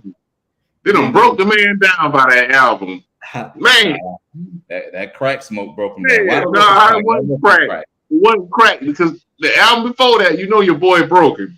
Yeah. I don't know if he smoked crack. I don't know, but he was smoking something. I don't know exactly what it was, but DMX was on something. Well, you just said crack. He was on something, man. Yeah. Well, I mean, that's obvious. Yeah. But the way he went out was fucked up. A lot of people, that shit fucked up, man. He was on like a Tupac type of journey the movie. That's what I'm saying. Those first 3 albums, Quantum, those first 3 albums was like, yo, this is like a Tupac trajectory. Yeah. But it fell off so bad. Yeah. But he had like movies that were doing well too. He was a really good actor. Yeah. You really wouldn't think he was a good actor like that, but he was. Definitely. I said the Carter 2 is the best album ever. The best album ever. Not one of them, not top 50, not 100. He said the best album ever. Okay, well, what did the Carter 2 have on it? Let's just look at the Carter 2. What did the Carter 2 have on it? What did the Carter 2 have on it? Because I'm thinking it's the Carter 3. But it might be the Carter 2. It might be. If he's sitting on the front of that damn Rolls Royce in the black background, it might be. She might be right if that's the Carter 2. Yeah. Wait a minute. Who are we talking about? Lil Wayne? Lil Wayne. Yeah, I thought so. A good album, no doubt. Yeah, but I remember the album, man. There was some. Good that one. Do it start? Is the first track the intro? Yeah. No. Yeah or yes? Which one is it? Yeah. It's the first track the intro? No. Oh, okay. The Mob. I got it up right here. Knob, Fly In. Lil Wayne don't ever make consistent albums. There's dope. Wait a minute. Hold up. This might be his one though. The Mob, the Fly In. Yeah. Do it. What's the last track? Is this the one with intro on it? Yeah, outro. And I'm saying intro and outro.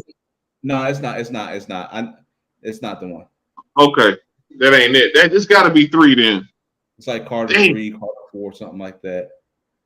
Yeah, it ain't 4. Sure, it's 2 or 3. So yeah, Hustler, Music, and Receipt were very dope tracks. Fireman. Just Lil Wayne doesn't make good albums. Fireman got New York people on him, so it's got to be the Carter 3. Fireman was the song that got New York people. That all I knew that what got them on Lil Wayne. That's the one. That's the one. So it was the next one that shot him through. Let's see. 2 times platinum. Mm-hmm. Okay, here we go. The Carter dedication. Let me just look at all his joints. Oh, the dedication. Damn, that was that damn fucking mixtape with fucking this dude. Shit. That was the dedication. That was the mixtape with fucking DJ Drama, man. That put him on too. All the mixtapes who really did it more than the albums, to be honest with you. Dedication 1 and 2 was bigger than a lot of the albums y'all calling, to be honest with you. How many of them Carter albums he have on there? You got 4 of them? 3 of them? That's 5. There's 5 Carters, right? I think he got up to the 6. Okay. This is what you're talking about, BJ, because I had the intro with Bun B, Nas on it, I think. Maybe not. Number 14. Playing with Fire. With Betty Wright? Yeah. No. It's the one below that, Elaine. You keep going down. You'll see it. Number 14. Right there. You ain't nothing. Nothing. Nothing. Joel Santana. La. You got some songs on that sucker, man. Mr. Carter. Nah, it's probably. It's the one with Lollipop on it. Nah, it's 2. It's 2. Yeah. 2. Nah, 2 to 1. They right. 2 is it. I remember when Lollipop came out. They just shot that shit in Vegas. I had just moved there. Yeah. I remember that shit. And the dude he was in there with had just died right after that shit. That shit was crazy, but yeah, I remember that shit, man. And that's when Kanye came in, the music changed. Yep. With Lil Wayne doing that singing Lollipop and Kanye coming in with a different sound with the damn auto-tune and shit. And also T-Pain helped too, but Kanye really ushered in the new era of how that shit sound. Is this what you're talking about? Intro. That's when music changed. That was the year music changed, man. This what you talking about? Intro with Nas, Big Sean, not Big Sean, but Sean. Nah, he was doing it by himself, intro and outro, and he had a song in the middle because he copied Big Jay-Z when he did In My Lifetime Volume 3. He had an intro, a middle song, and an outro, and Dwayne did the same shit with the same beat. He did the same shit. So. Now Carter 5 actually has some joints up on there, man.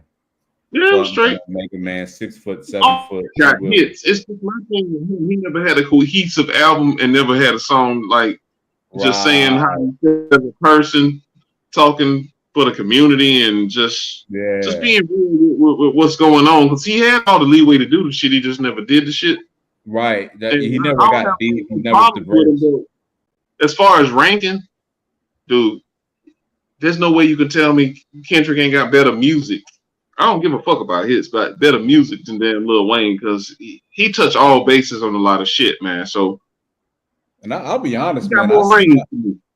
I've been seeing a lot of the performances that Lil Wayne's been doing. I see why they didn't pick him for the Super Bowl. He's not a good performer. I don't know if it's too drugs but his performances are not looking good.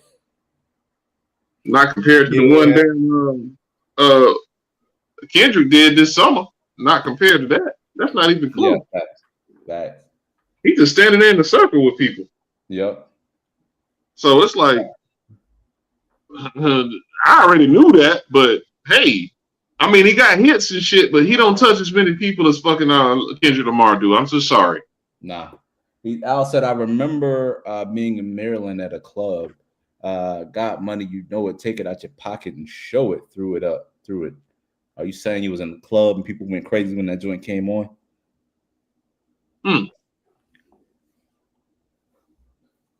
Yeah.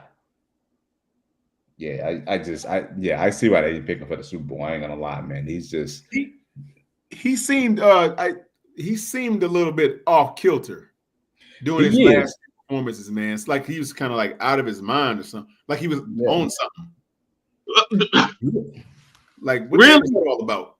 Dude, they didn't. He made no movement. Kendrick be moving all the way here, all the way over there. Ain't missing no beat. It ain't no background vocals. It's like it was. I'm sitting here like, what did you complain about? Yeah, it was wild, man. 5 feet. Yeah, this Joker all over the place, bringing on people in a way that's damn entertaining and shit. While you doing this shit here with all these people from the past with it, which is cool and all that shit, that's cool. That made more eyes get on it, but as a performance, that shit wasn't about nothing, man.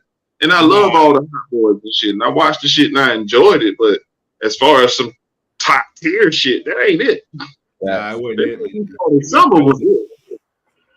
They wasn't feeling it, man. It was kind of like, what's he doing? The maestro master between songs with Kendrick. He talks between the songs. He says the right shit. Don't say too much, or let other people say some shit or whatever.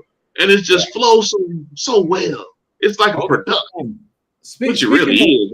But you don't seem like it. Yeah, y'all saw that the Hot Boys are supposed to be getting back together for a performance. I guess they need each other, man, and it'll be cool too, man. Yeah, it'll be cool. I saw the rehearsals. They sounded good. Hey man, Turk was my guy. I like Turk, man. Dude, Turk, I guess you get a lot of credit right there. Yeah. I felt he was making it with Wayne. He was, man. Turk was on. He the one that started that bling bling. That's his voice. Exactly. That's his song on that damn song. We on fire. Right. Everybody think Lil Wayne is the one that started saying bling bling. It's not. It was Turk. Yeah. Yeah. I think he also did I Need a Hot Girl or something. I remember that he was saying something about that was his song. I need a hot girl. What you need? I need a hot girl. Yeah. Turk. I got to remix.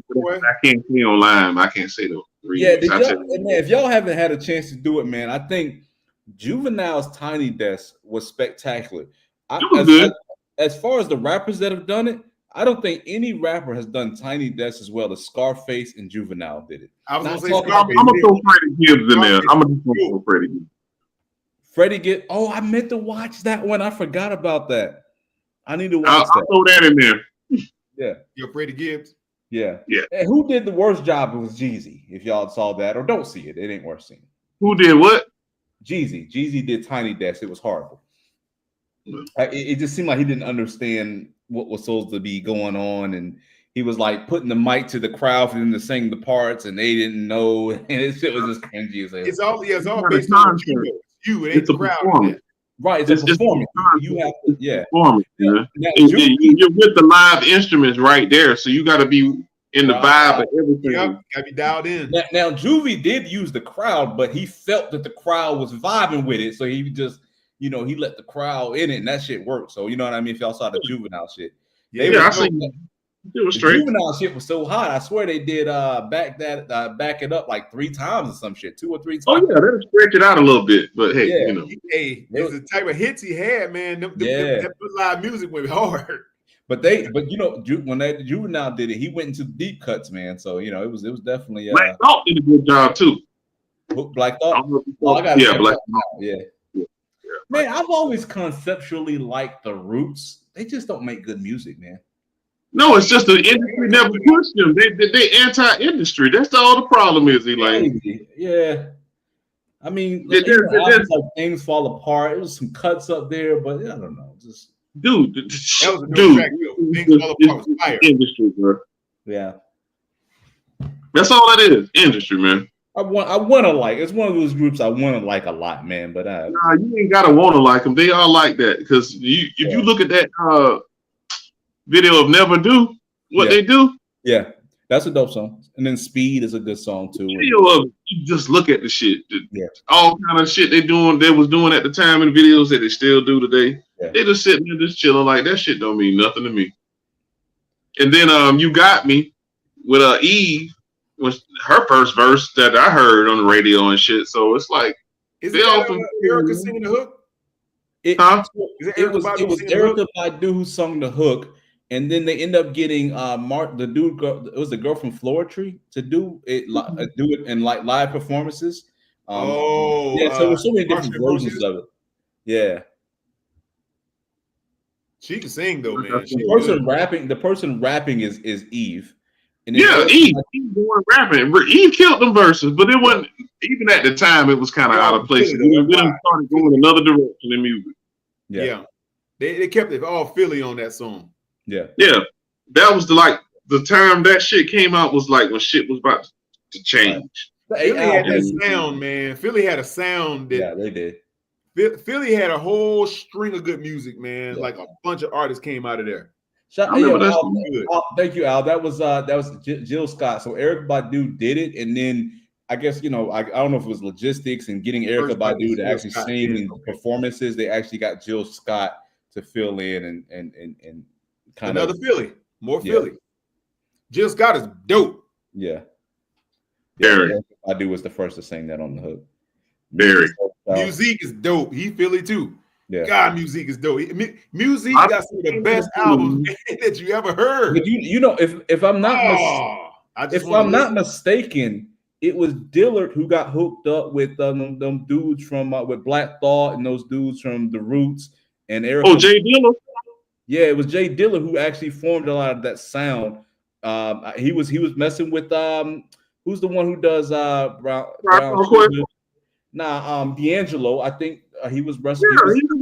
Him and Questlove was like all the niggas come from under Ali Shaheed Muhammad, the one from Tribe Called Quest. All of them. A lot of them were actually like Erykah Badu, the Roots, D'Angelo. They were all kind of working in the same studio at the same time. Sound, you could tell where they came from. Listen to that nigga. Yeah.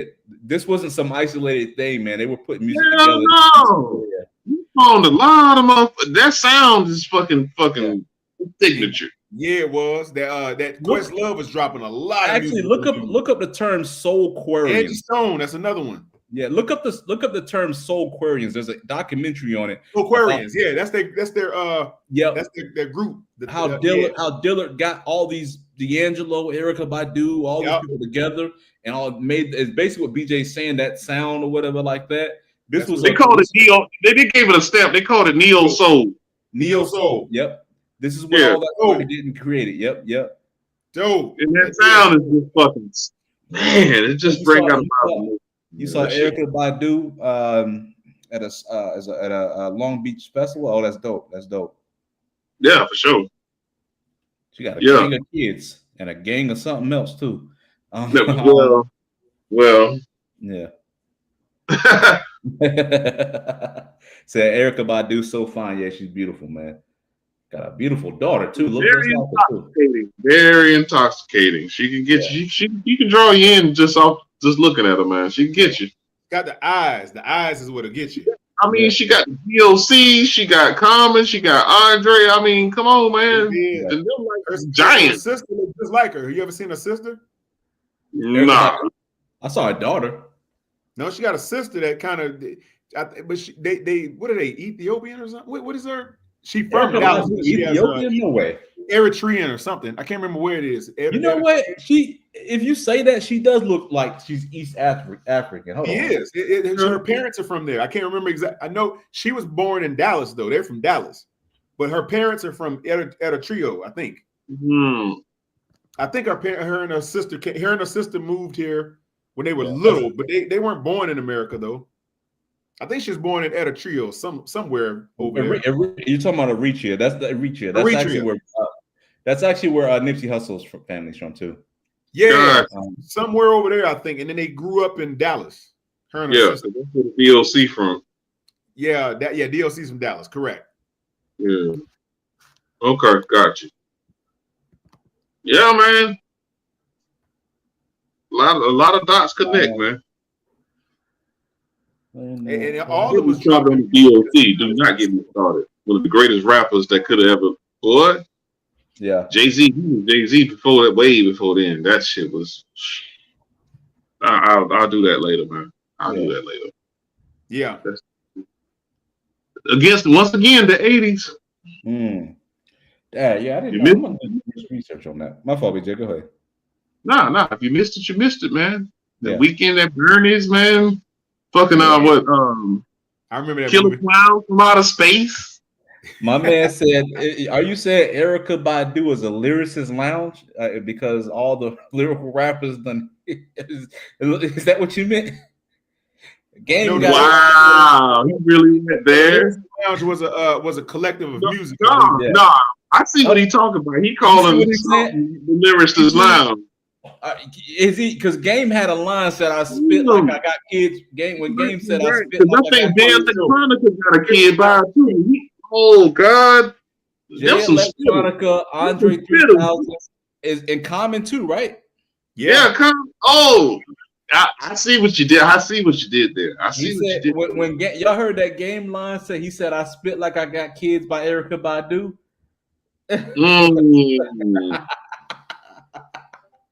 So he dude, said all of them.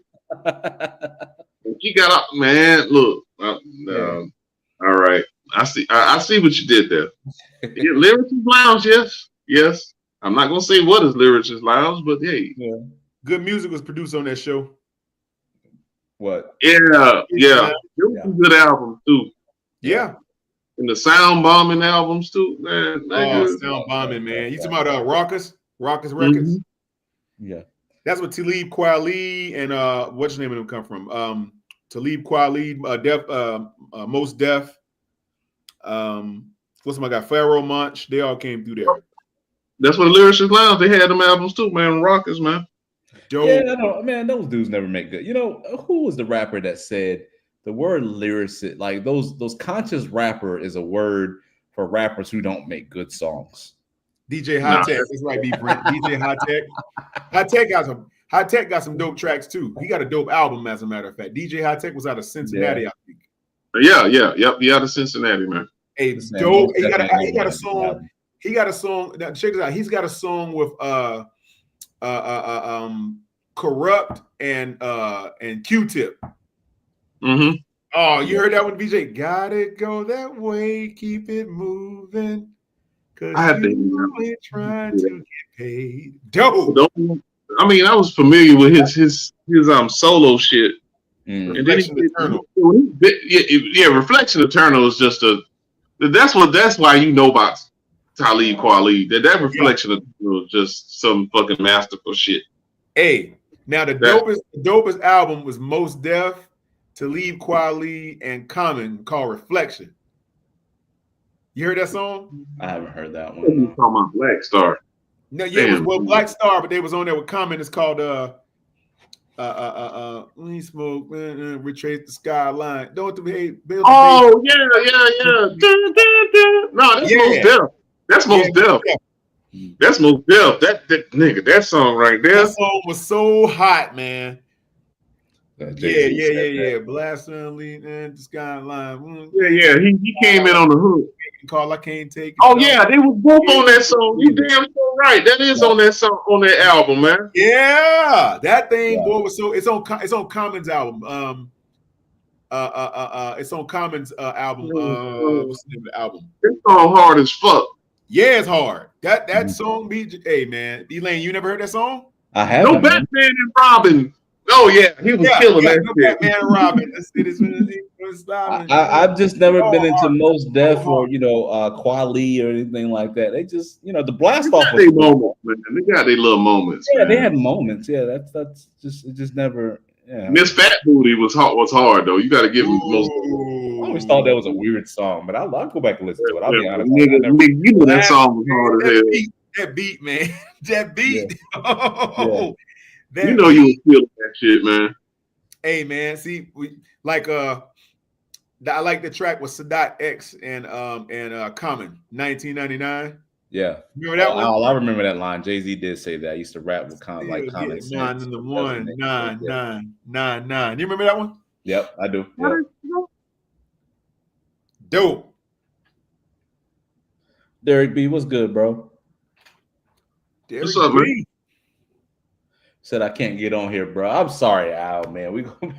We might make a special exception for you one day, man. But it just generally $2,000, yes. We are over our time. You know what? We were supposed to actually do this whole show about like just upgrading your style as a man and reinventing yourself and clothing and stuff like that. We're gonna do it next week. We had no intentions of talking about music for 2 hours. It just happened. Hey man, be like that sometimes. Yeah. We had a whole show planned for you. We'll do it next week. Yeah. We'll try. How about try? We'll try. Whoever the hell got us talking about music, man, y'all mess us up. I wonder who that could have been. Or did I don't know. Somebody said we started talking about Quincy Jones. That's where it started at. Oh, and we never left the subject. Yeah, that's right. It just So okay, you guilty. Good. Yeah, it always happens. Yeah. We can do that, B Brent. Brent say you want to do a music show. Let's do it, brother. Let's do it. Yeah, let's do a planned music show, man. Yeah, that'd be dope. Yeah. I can talk music all day, man. I got so many albums and stuff, man. It's crazy. We should do a music show, and then we move the show over into Station Head, and then finish the show like after the second hour. Finish do a second hour in like Station Head, and we all just exchange tracks and the shit we talked about. That'll be dope. That'll be really fire. dope. That'll be fire, man. Station Heads, yeah. Fire. Y'all got final words? Y'all putting me on Station Head, ain't none of y'all. I've been, you know what, man? You was ever since you was talking that Chris and Neefy shit, man. I've been wanting to do a little versus battle, man. You back on that? You do not want these problems. I was man. I was like, that's the hill you want to die on? I mean, Chris and Neefy. Well, giving you some light shit, but it's okay. hey, we actually need to do that though. When we're gonna do a music show, and then we'll rotate and start like exchanging some tracks on Station Head. That'll be real dope, man. And we can listen to them at the same time. They can get on there. Yeah. Hey, y'all got some final words, man? Whoever want to go first. Go ahead, man. Hey, man. Well, listen, brother. It was a very, very intriguing show. We sorry we got off topic, but man, look, when three collective minds of power and influence and experience and history get together, we start talking this stuff. Man, it can go left in a minute, brother. Sorry, guy, it can go left. But, hey, it's what it is. We enjoy everybody. We enjoy the commentary. Thank y'all for coming in and listening, man. We appreciate everybody. Yeah. BJ, you got something? Man, I just appreciate everybody coming in, listening. Like he said, man, we just chilling, just doing our thing. You want to know what's going on? Just come over here and hang. Man. Let your hair down. Yeah, guys. So we'll talk music and maybe we'll figure it out next week. But the following week after that, I'm gonna be in Cartagena. We're gonna still try to do the show.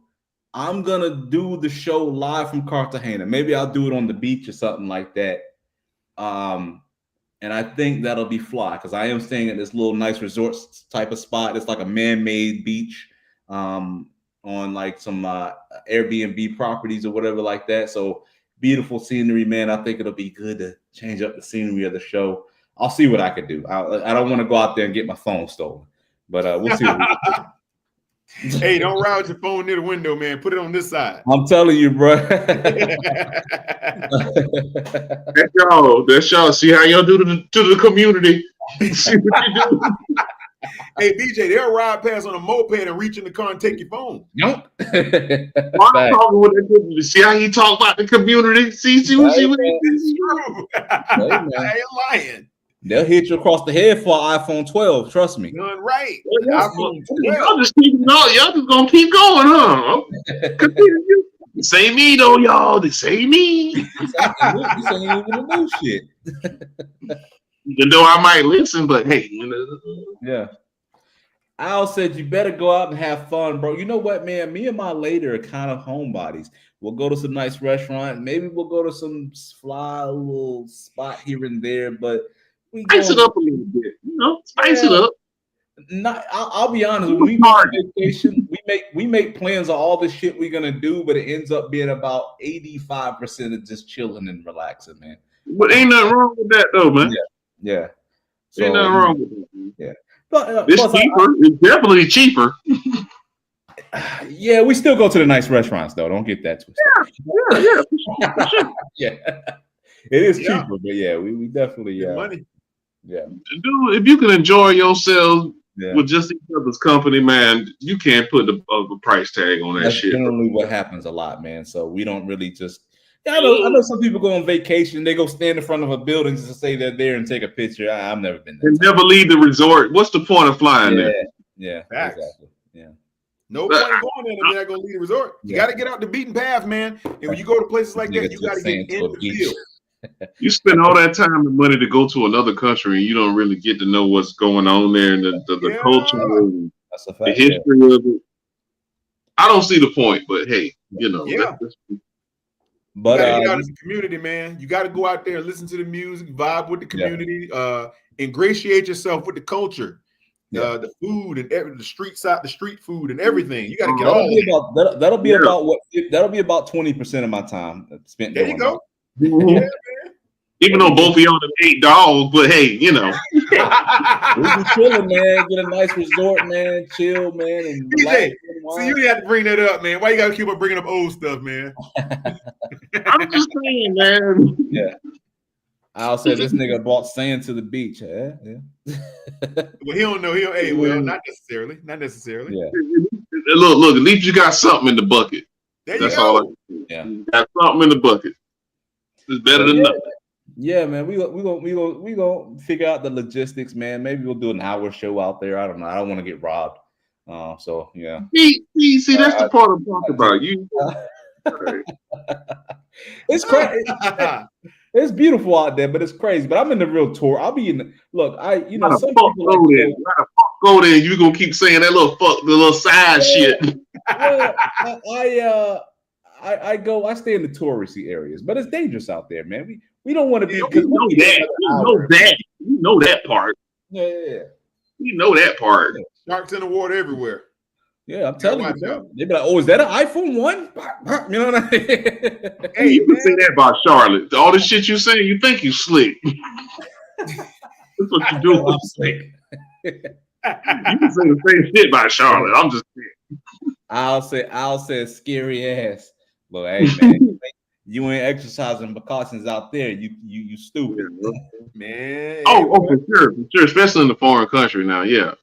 Hey, they got all kinds of scams. They got the taxi scam. They got the bar scam. That bar scam is crazy, though. I mean, you a fucking idiot. Of course, watch out for that. I mean, you got some damn common sense. Come on, man. Hey, BJ, I'll say scam that's off the charts that'll get you. That bar scam is the worst. It is. I'll say wolves smell blood, brother. I've been there 4 or 5 times. I ain't scared. That man been in the fucking war. That motherfucker know that type shit. He know what damn. He know how to read a fucking room. Yeah. He know where he at. He laying over something. He ain't gonna get got. Facts. I'm just what I told y'all is just word for y'all. Y'all think it's beautiful. Y'all having a good time. Just protect yourself when you're out there, bro. Do not go into a bar and order a drink and let somebody order a drink. They'll surround you and they'll be like, "You owe us $500." And you're like, "What?" Right. You know that bar. I'll be honest, guys. Like, I'm joking about the phone thing, but there's some seriousness to it, right? True. If you're out there walking around, like a lot of times in America, you have your phone and you're just doing XYZ. Everything for you could be cool until the moment you bring out your phone and you start walking around with an expensive phone. Yeah, I mean, the average salary out there is monthly like $300-$400 a month, $200 to $400 a month, and you're walking around with a $1,300 phone. Like it's the equivalent of walking around with like $5-10 grand in your pocket. You know what I mean? 6 months and having it hang out your pocket. You know, like in a poor neighborhood. It's just not smart, right? So that's 6 months of somebody's rent over there, man. They'll crack your head for that. Yeah. I agree. They smell blood, but more so than anything, they smell an idiot. Here's a gringo with an expensive phone walking around being loud by itself. I'll tell y'all something. If I'm walking anywhere and you try to rob me, I'm telling you right now, it's not gonna end well for you. So don't try it. This Jackie Chan ass nigga. You know what, man? When I was BJ, you know what, BJ? When I not BJ, Quantum. When I'm in Cartagena, sometimes I don't do this, but I'll actually have, when I have cash, I'll have cash in 2 different pockets. Yeah. Some people put it in their shoe, Elaine. They'll take the shoe off and put it in their shoe. Yeah. And then like you're supposed to have 2 phones. You're supposed to have a raggedy track phone you can walk around with, and then you have your in the room. I did that my first trip, never did it again, but like, somebody run up to you and be like, "Yo, XYZ, give me that." Here you go. You get what I'm saying? There you go, man. I ain't gonna fight you on the phone. You can have it. Yeah.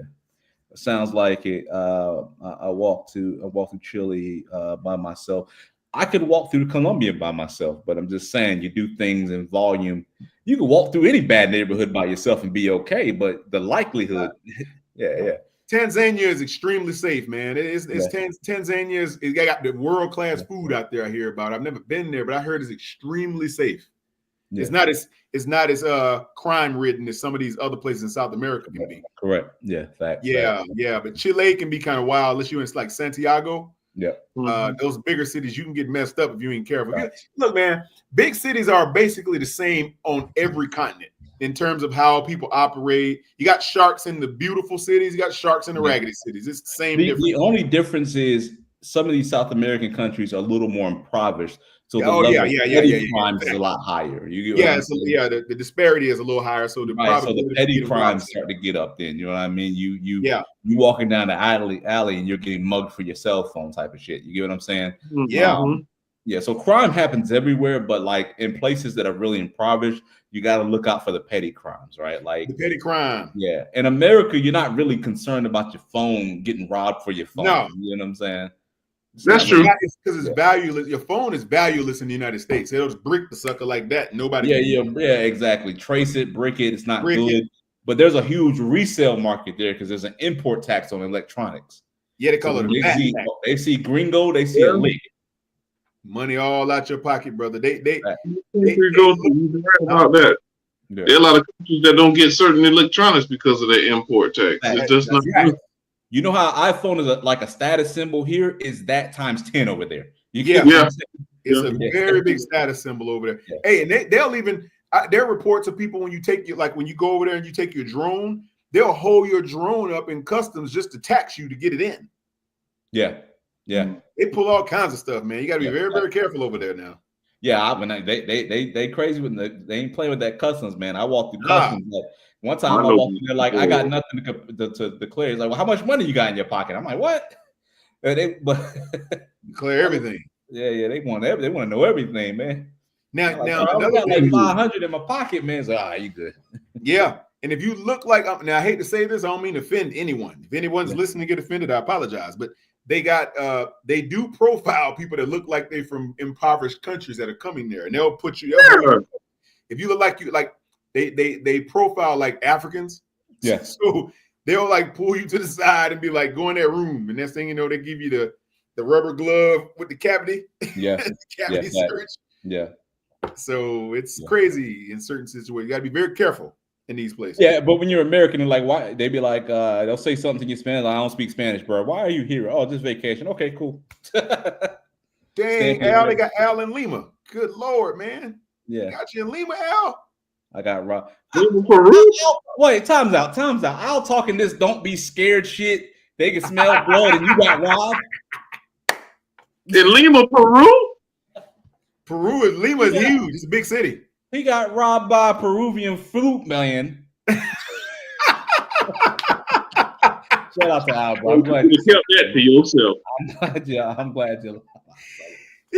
Trabajo. Yeah, man. You were working out? They was over there roasting. They was over there eating a guinea pig while they robbed your ass, man. And you talking about?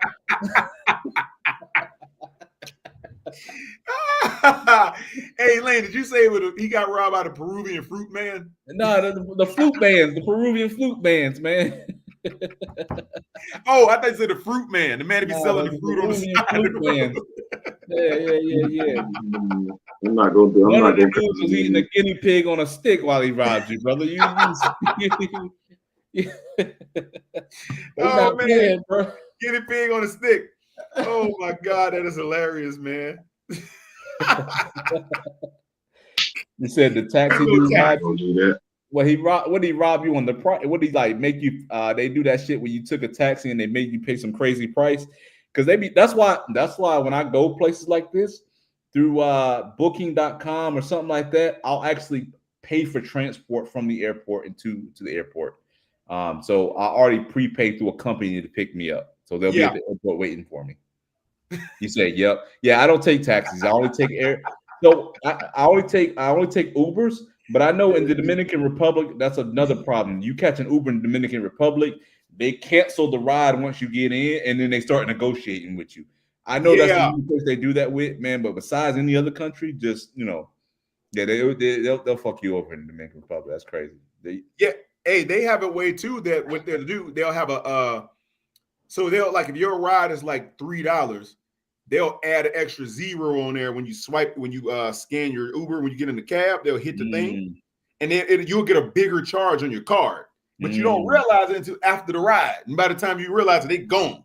Yep. You gotta watch everything down there, like how you swipe your card, how you input numbers, because they'll go behind you, add another 2 zeros or something. They said the same thing when you leave tip when you pay at a restaurant. That tip line.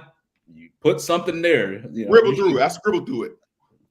Yeah, I guess you should tip. I don't know what the custom is out there, but it's definitely, put something in that line. Yeah. Like America is the only country that really requires tips. Everywhere else is kind of like, they actually get mad at you in those places. I know in like Japan, it's like disrespectful. It's like, exactly. Yeah, they treat it as a disrespect because it's like, I heard that Americans or gringos come down there and start like tipping people because it drives up the economy and it forces everybody else to drive up their money too, and it costs them so much, so they get mad.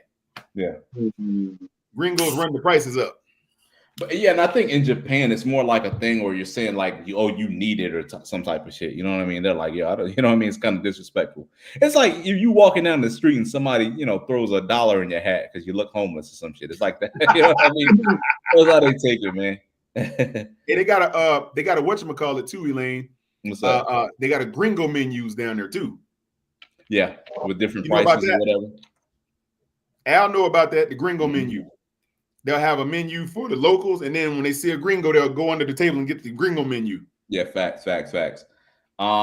Luckily, my girl looks a little, native to the area. A lot of times, so I have to ask for the gringo menu sometimes. Or no, I don't. I use Google Translate. I be using Google Translate because with Google Translate you can actually hover your camera over anything and it'll translate anything you hover your camera over. Oh yeah. So it'll translate. Man, listen, y'all ready to get out of here? Yeah, man. This is going on for 2 more hours. Yeah. Hey man, till next week. BJ, you have something, brother? No, we're good. All right, man. All right, peace. Good show, man. Peace out, gents. Peace.